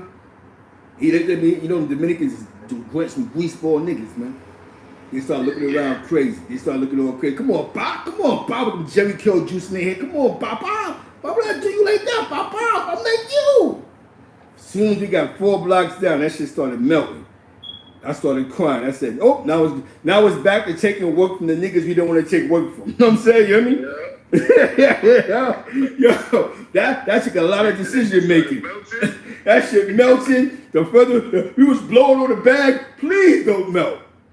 It was going back to the boss. It was back to, yo, my bad. I was thinking crazy. It was too many Heinekens. I thought I was rich for a day. You know what I'm saying? Shit was a dirty game, man. I tell you, man, I'm gonna be honest with you, Tapia, it was dirty, my nigga. The shit melted. Once the shit completely like melted, the MPV was gone. There was no pink MPV. The mansion was out the way. At this point, the mansion was gone. We had to find ways to become cool with the plug again. That nigga got us. We had to get cool with Papito again. We had to. I know you want to slap the shit out of me 2 days ago. I know I was talking crazy, but You gotta talk to Jesus. I had to talk to Jesus again. I had to talk Spanish. So Yo, that's when it came in handy chilling with Puerto Ricans, man. yeah, yo, I'm gonna tell you what happened. Cause you know back then you could call corner phones. So dudes would call, yo, is he black out there? We gonna kill him when we catch. You know all the you know, the funny, dirty shit. So then, this is no lie. I'm cutting through the back of the projects. I'm scared to death, my nigga. I ain't got no money. I'm just not trying to get beat the fuck up. So I'm going through the back. I'm keeping it only 100, my nigga. You know my back of my projects. I'm cutting through the back. Looking around. I see the Puerto Ricans see me. Yo, Z. Now, this time I couldn't run. The only reason why I didn't run for because there was some chicks in the park. So I was like, I can't run. They gonna see me run. They gonna be like, Zeke's pussy. I shouldn't even care, my nigga. You hear me? But I can't. That says I'm going to die because I don't want to run in front of them. I should have fucking ran. You hear me? So now, I see these niggas, my heart's pounding. I don't know what to say. I'm just like, damn, son. Because remember, I have a gun.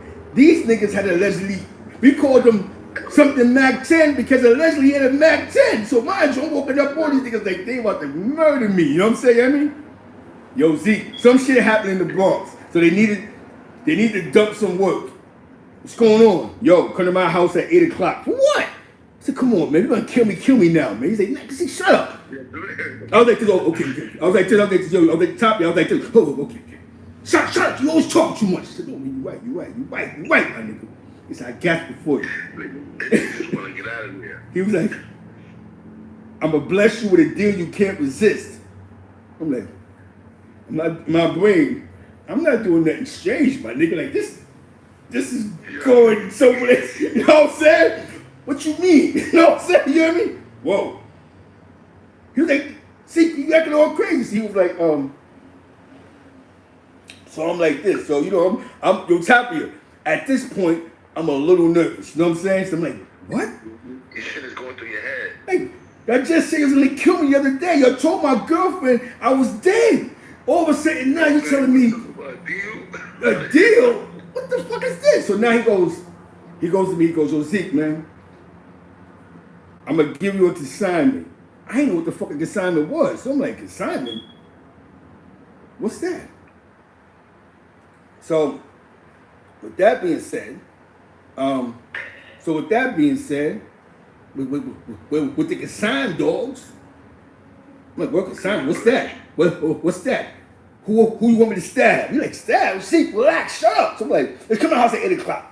Now, this is my man. This is a true alleged story. I gotta say alleged because then they can start getting mad at me. I go to my man's crib. This nigga was half Puerto Rican and half Dominican. You didn't know what you was eating sometimes. Was it Dominican food or Puerto Rican food? I walk in the room, he had all type of bulletproof vessels on the wall with, I'm sitting there going, what the fuck did I just walk into? But you know, when you have no money, you're forced to do some stupid shit. So I said, you know, I'm gonna take my chances. He said some shit consignment. I asked two fiends, so what the fuck is a consignment? Secret consignment is what? What? You get a percentage. A percentage? I'm gonna take my chances. So I said, God, don't let this go wrong. I actually prayed to God that day. You know, God named you. So I go upstairs. Yo, Tapia, I go upstairs. He has the triple beam scale on the like we was in Sugar Hill getting some Grizzies. He has a box full of bottles. And he goes, listen, this is the deal, Z. I'm gonna give you this, but you gotta give me, or for every half, allegedly, you keep 2, give me back 4. I looked in the sky and said, God, this is crazy. But you gotta get your own colored tops. Back! I'm in here, I'm bottling this shit up, shit all over. I don't know what I'm doing. I'm shit all over the place, just in the air. I'm like this. Check this out. It's a true story. It's a true story. The only thing with the deal that was fucked up is that the hill hole had all the clientele. You know what I mean? So how you gonna get it off? How the fuck am I gonna get this shit off now? You know what I'm saying? Yo, y'all niggas don't know what it's like to be rejected by the customers, bro. You have a pocket full of krills, and them niggas will white past you. You know what I'm saying? You know what I mean? Straight to the hill hole. I used to be sitting there like this. Come on. We used to get the scrapes. Yo, I remember one day I was on the corner with 100 bottles, bro. Nigga walked right past me. I'm like, yo, the only money I used to get was like the tokens, you know, the short money shit. You know what I'm saying? I got trays, yo, listen, I got $1.50 fucking give it to me. You know what I'm saying? I mean, I'm the boss, right? Crazy. So out of the whole deal, I would only make like $100 profit. But I feel like I was a boss. Then I caught on and I said, you know what, Z? You gotta stop taking shorts here. You know what I'm saying? You know what I mean? It's just gonna take a little longer. But that was when you was jumping off the porch learning. Yeah, I learned a lot. That's how I learned, man. The game was a dirty guy. I was taking chokers, man. They got to go in the store to negotiate with Poppy. See the Puerto Rican stores that act funny with me. Get the fuck out of here. I'm on that now. They used to throw bread at my head. I don't know if that's just a Spanish thing, you know what I'm saying? But I don't know. They throw bread. Get the fuck out of here. That's the Dominican thing. That's the Dominican thing. Oh, that's what it was. Like, what the Pop, what the fuck is wrong with you, my nigga? Nigga trying to throw you with a hero or something. Yeah, nigga threw a hell on my head. Yo, I was crazy. I went there with a bag of tokens. They were Pop, you get some money for this. Nigga said, ah! I threw some shit at my head. I said, yo, I should have shot this shit up. You know what's the difference? That in the store, a Dominican nigga in the store, the owner, he's gonna throw something from behind the register. Yeah. A Spanish store, Bobby's coming from behind the register. Yo, they don't know what we grew up in, bro. So now I'm getting a couple $2, $3. I'm happy. Then we had this other nigga. There was another Papa, right? No salute to him, allegedly. It's a gangster old nigga. He used to hate when we went by his building, my nigga. Start cursing us out. You know what I'm talking about. On 98th Street, that old motherfucker. You know what I'm saying? I mean, you got blown. He had the biggest 4-5 I've seen in my life, allegedly. You know what I'm saying? Yeah. Y'all know what we went through, Tapia. They think it was easy for us. You know what I'm saying? Them old niggas was hard. You know what I'm saying? You hear me?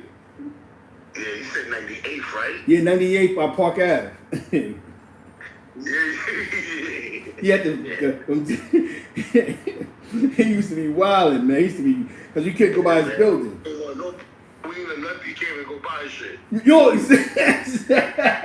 nigga, Pop, what the fuck is wrong with you? That nigga shit. Y'all know where we grew up in, man. Definitely shout out to Spanish. We just give you a glimpse of Spanish Harlem, man. We had to deal with motorcycle gang niggas, old Puerto Rican niggas. All types of shit. All type of shit. All types of shit. And we found a way not to kill each other where we was at, but there's other parts of East Harlem where dudes was, you know, times change, man. Generations change, situations happen. It happens with the streets and the game, man. Generation. This shit is crazy, bro. That generation before us was crazy. Our generation, we ain't learned no better. Yeah, and then now this generation is just wilding. I knew shit was real, our generation, towards the end, when we started stealing packs from each other. That was some grind ball shit, right? You put a pack somewhere, and the same nigga was standing with you, a dip up and steal your pack. You know what I'm saying? You hear me? Yo, yeah. I had a couple workers do that shit. You know what I'm saying? This shit in the building, nigga back and forth, and stand there with you, like, yo, son, that's crazy. You be like, yo. Yeah, and then bug out in front of him, like, I know I put it there. Like, I know I put this shit here, bro. That's the same. That's what I knew it was going on wrong. I remember crazy. That shit happened a lot. I'm not gonna say the nigga's name. The nigga used to give a nigga. He gave this nigga 100 packs. He shorted every pack he gave the nigga. When the nigga finished all his money, he's like, yo, my money mad short. He said, yo, bro, I don't know what happened. Yo, damn. That's why I knew we was in a slime ball towards the end. You know what I'm saying? I said, niggas is getting grimy. You know what I'm saying? And you know, like I said, man, I love doing these shows, bringing back to the content, bringing back to the streets. We had to touch on Bleu, you know, FBG, Duck, Moms. I had to take them tokens. Oh, let me talk about the tokens, so I have to cut it off. So you know 99th Street, you know 99, that store right there? Y'all walked in there with like $300 with the tokens, bro. I had to give him $50 for that shit, bro. You hear me? I said, Poppy, take $50, take 50 tokens. Let me just get the rest. Nigga said, help me out, man. I still lost on that deal. I just had mad tokens. I used to say, this is good with the tokens. Little shit like this. Yeah, let me get the tokens. Fuck it. Because the hill hold, these are what white past us. Gracefully. That hill hold walk is. The tokens, I take them all day. Give me tokens change. People knew where to go, bro. That's the crazy shit. You know it's bad when you're taking pennies, my nigga. You know what I'm saying? We got 100 pennies? Fuck it. Yeah, that's $1. You know what I'm saying? You hear me? Yeah. You owe me $1.50. You know what I'm saying? Yo, listen, man. I'm gonna let you get back to your shit. Yeah, I appreciate you, Fatih. Just came in from school. Yeah, we got you. Salute. I appreciate y'all, man. Yo, man, I'm here. Anything that you need me to talk about, anything, I'm here, baby. Definitely. On tonight. Got you. Fatia's in the building. Tapia's in the building. East Harlem, you heard? Salute, Big Johnny Tapia, East Harlem, man. You already know how we do. How we do, man. How we do, nigga. You know what I'm saying? I brought you back to the upbringing, to the uprise, the rise of Zeke Black. You know what I'm saying? I'm gonna bring Avid back. We gonna close this out right. You know what I'm saying? This is a great show. My man Tom Black is a legend in the hood, man. Small world, man. My man Thomas Black is definitely in the hood, man. I appreciate Tom Black for definitely jumping. Yo, Hello? That was the legend. That was the legend, Tom Black, man. I had to, that was real. I'm sorry for keeping you on hold that long. It was just, Tom Black is like our godfather. You know what I'm saying? For blacks. Small world, man. So Bleu Davinci that lost his mind as a, FBG duck moms. She got some type of blessings. Jimmy Henchmen is Jimmy.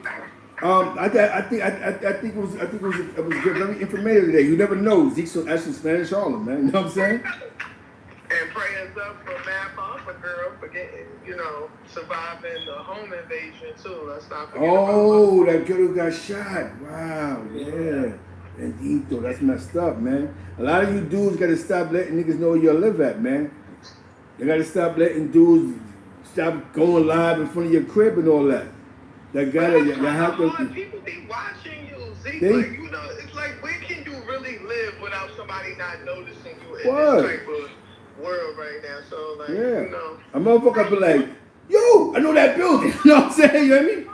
Yeah, like. It'd be crazy, man. So you can move somewhere private where you think nobody know you at, and just when you thought you was on the low, you can say, yo, is that you right there? Say, nigga say. Like, you like, oh Lord, no, that's Zeke. No, that's Marquez. That's Perez. That's Marquez, man. Nigga, that ain't no Zeke. Yeah. Zeke's lost right now. You know what I'm saying? But that's real though, man. That's deep. That's deep. The girl died over something crazy. We got shot in the face, not died, but just going through that. And out here where I'm at in St. Louis, it's like New York. These home invasions be serious, man. Like you said, because of technology, people have more access to you. I would just say for all those that's really getting a lot of money, sometimes you have to turn the phone off. You know what I'm saying? You hear me? Yeah, because see, you remember we ain't come from that era, like what Tom Black was saying. We came from beepers, and you know what I'm saying? Like that was the. That's how dudes got lined up fast. Like when cell phones first came out, them shit weighed about 20 pounds, bro. Yeah. Like everybody didn't have one of them. Like we came from an era where hustlers didn't even want you taking their pictures. Like if you ain't know them, you wouldn't know what their real name was. You'll be known as whatever I told you. Like, if I told you my name was C. Gunner, that's what my name is. It was like, you. You know what I'm saying? My name was Charlie if you went to school with me. Yeah. That's funny you said that. You know what's funny you said that? Because some people know me as Key for graffiti, and some people know me as Zeke Black, and some people just know me as Zeke. You know what I'm saying? So it's like, it depends on what Zeke you met. You know what I'm saying? You hear me? Exactly. You know what I'm saying? Like, who? Oh, Key? Oh, yeah, it's my man. Oh, Zeke? And then you got the ones who live next door to you or who went to public school with you. Gonna be like, no, that's Ezekiel Franklin. Ezekiel Franklin? Yeah, I'm in the third floor. My next door neighbor. That's my son. And that's what I mean, man. It's crazy, but man. See, this generation, they want everybody to know where they at. They put the location on, and they make themselves hot. Like, putting all this shit on Instagram, and it's cool. Like, we didn't have those things, so I can't really touch on that like too much, because if we came from an era where we had that, do you think we would have been as humble as we saying like they not being? Like, you know what I mean? I think we would have been on the same type of time, and Instagram would have been a little bit worse. Hell back then, everybody and their mother had a chance to make millions. Even the runners was making money. Like, so, that's a fact. Like it might have been a whole different type of flossing. Like this. And that's what it is. And that's why I tell people when you look at the bigger picture, that's what it is. You know what I'm saying? It's we grew up in a different time, a different like, and this is why I like doing this show, right? Because you'd be surprised who call in. Now, for a lot of people that don't know, that's Tom Black from the hood. You know what I'm saying? You know what I mean? He's an actual legend. You know what I'm saying? That played in the streets, and he was doing the car stuff to these labels, and you see his connections, D&Y and Wyclef and Jimmy, and that's what I mean about sincere individuals from the cloth. See? How he didn't get on here and say, Jimmy Henchmen is this and Jimmy Henchmen is that. And then he just conversate with an OG, right? He goes, did you ever think, like, Blue's bitter? You know what I'm saying? You hear me? That His name ain't mentioning nothing, so now he's gonna put himself in the algorithm. You know what I'm saying? I'm gonna put myself here now.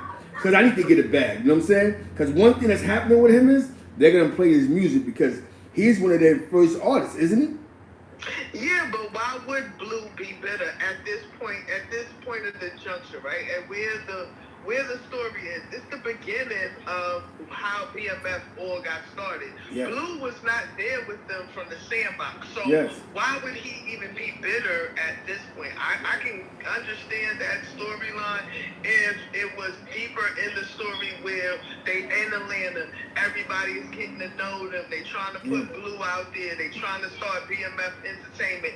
Then, and he's not being mentioned, then I can understand a little bit of bitterness.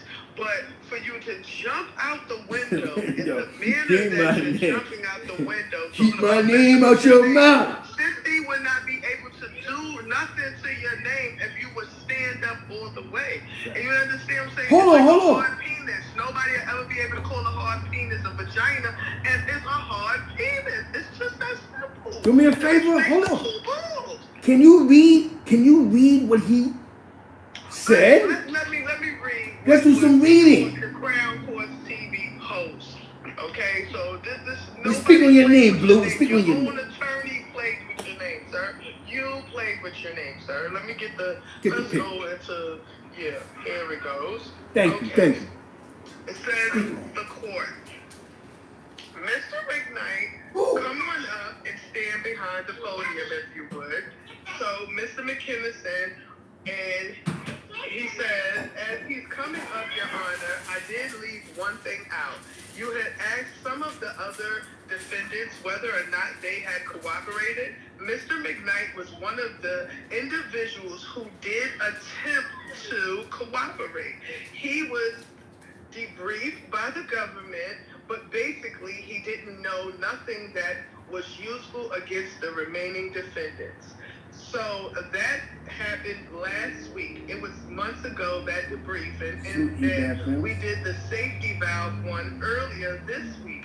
He would have liked to cooperate if he could, but unfortunately, he did not really have any useful information. So basically, in layman's terms, even though it shouldn't even have to be put in layman's terms any further, he wanted to cooperate. He didn't have enough on Meech in them. Like Meech wrote home and said that Bleu never had any knowledge as to what was going on with the drug deals or whatever. That the only reason why they kept Bleu around the way they did was because Blue's hands was small enough to fit inside the stash boxes. So that cooperates with Meech already wrote home and said. But now this is your own attorney advising the court that yes, you were one of the individuals, which is going back into what Kirk said last week. He wasn't the only one that was willing to go on the stand. Yes, and now we have actual black and white, right? So this is no longer alleged.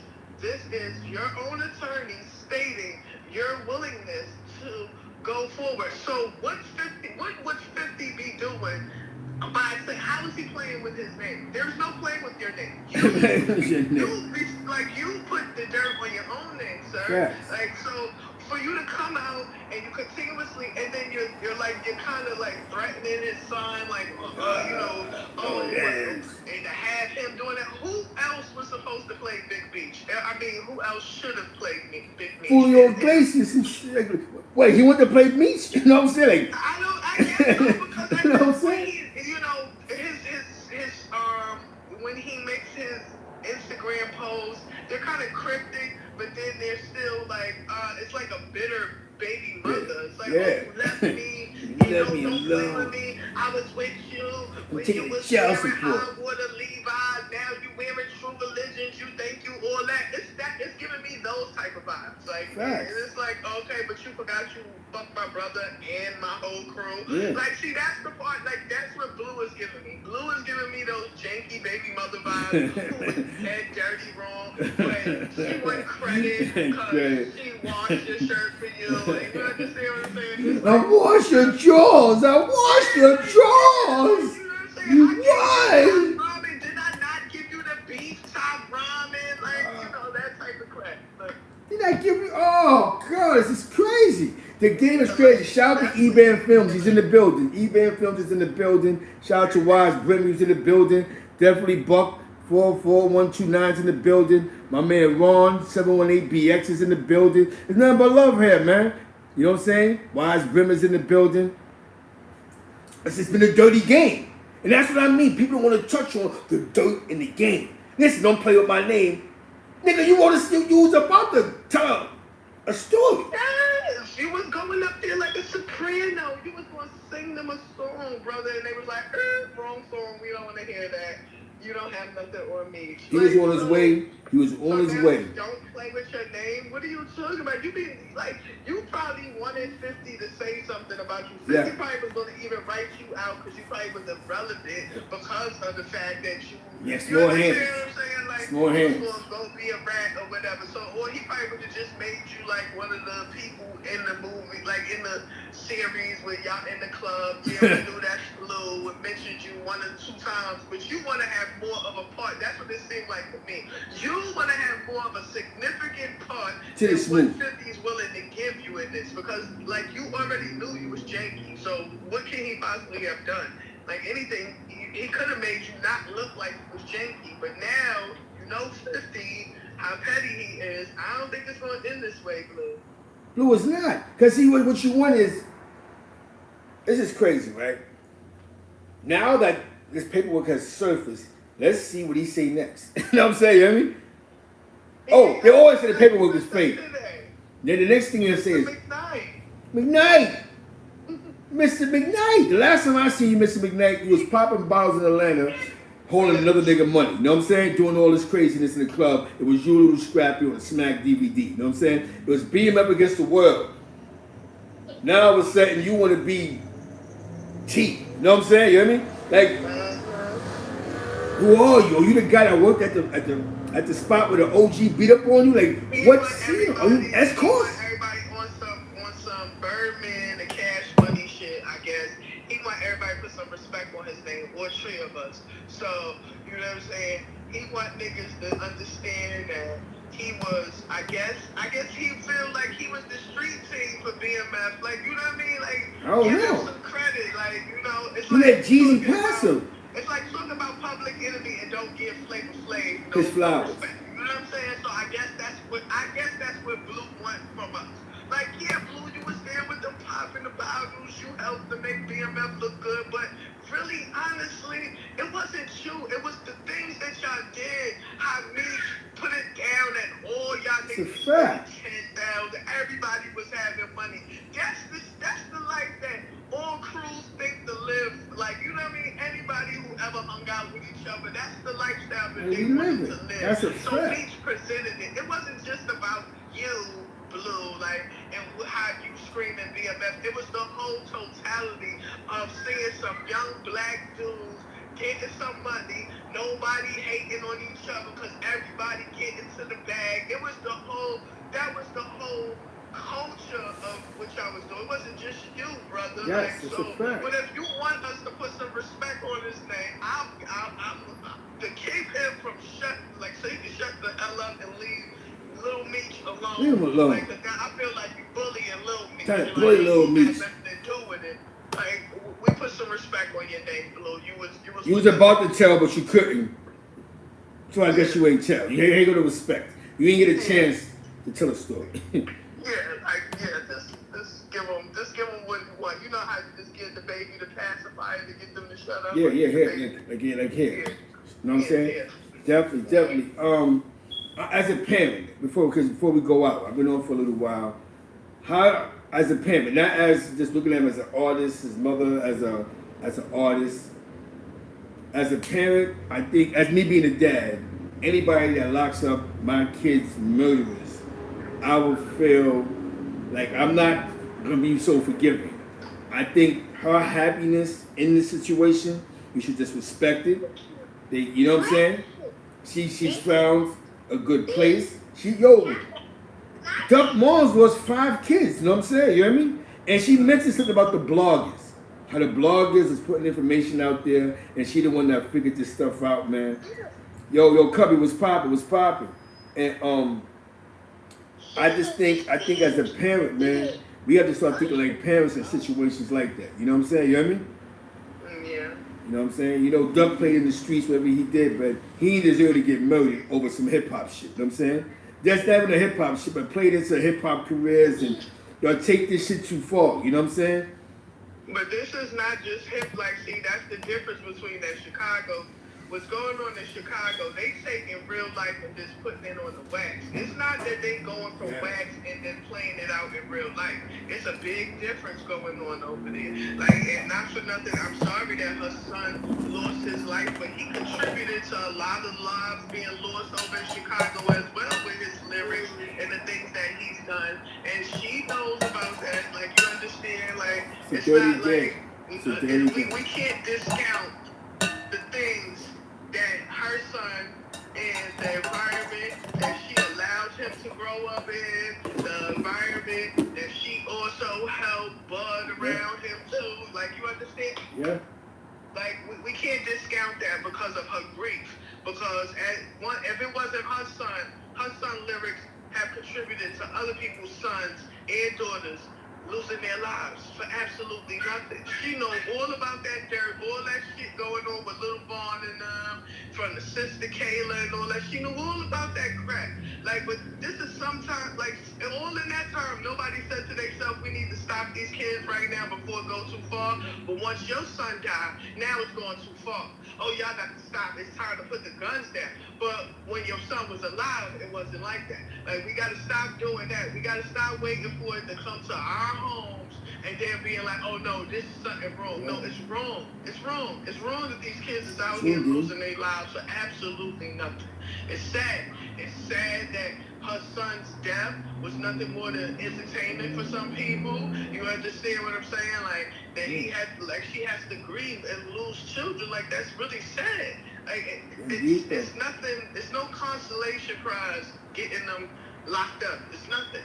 Because it's never going to bring that baby back home. I'm quite sure she wish she could do things totally different than what she's done with the raising of her son. Like, I don't know what I would do. Like, if I had to lose my son and then you call me telling me niggas that I knew grew up with my son was the ones that brazenly did that. Like, it's bittersweet because on one hand, I'm going to want revenge. But then on another hand, I see where it got us. Like that's a double-edged sword. So all you could do is just hope for that lady to have a mental peace and solace somewhere that, like, she could learn how to just be able to go to sleep at night without it hurting so much. That's all I could hope for her. Like, so I know she got a lot of heart, shit on her heart and her mind behind this. Because a lot of this shit could have been stopped a long time ago when Duck and them was young babies. Like when they was young, this shit could have been stopped between them. But nobody want to stop and put the shit down because you want to keep going. Well, you shot my uncle and you from around the corner. This it's really sad. Like, it's sad that those children out in Chicago are dodging death like that based upon if you come from the wrong block or if somebody want to make you a pack. It's sad. Like, we don't deal with that type of stuff over here on the East Coast too much. It's becoming like that. Yes. It's really a war zone out there for those children, and it's sad that they have to go through these things. But hey, you're right. How you want to close it out, man? This is definitely a dope show, man. It's definitely dope, informative. Well, if you don't want nobody putting dirt on your name, find yourself some legal to do. Illegal to do. Find some legal shit to do. Find something legal to do. Therefore, you will become a productive person in society, and nobody has ever had to throw no dirt on your name. You won't be a topic on this show. That's a fact. With that being said, we out. It was a great show. Tom Black pulled up, Tapia pulled up, Avid pulled up. It's a great show. Next Wednesday we on. You should love your life. You know what I'm saying? You know better than you over there playing with the browser. You got money. Do you have a job? Like, Like, that's all I want to know. You my brokest best friend, and then you always touching the most expensive stuff around here. Like, come on, shorty, bro. I love your life. Yeah, exactly. So, Like, for real. exactly. So, with that being said, Protect your neck, shorty. yeah, but good one. Exactly. Be safe out here. With that being said, appreciate y'all, Tom Black. I got to put you on the title. You heard?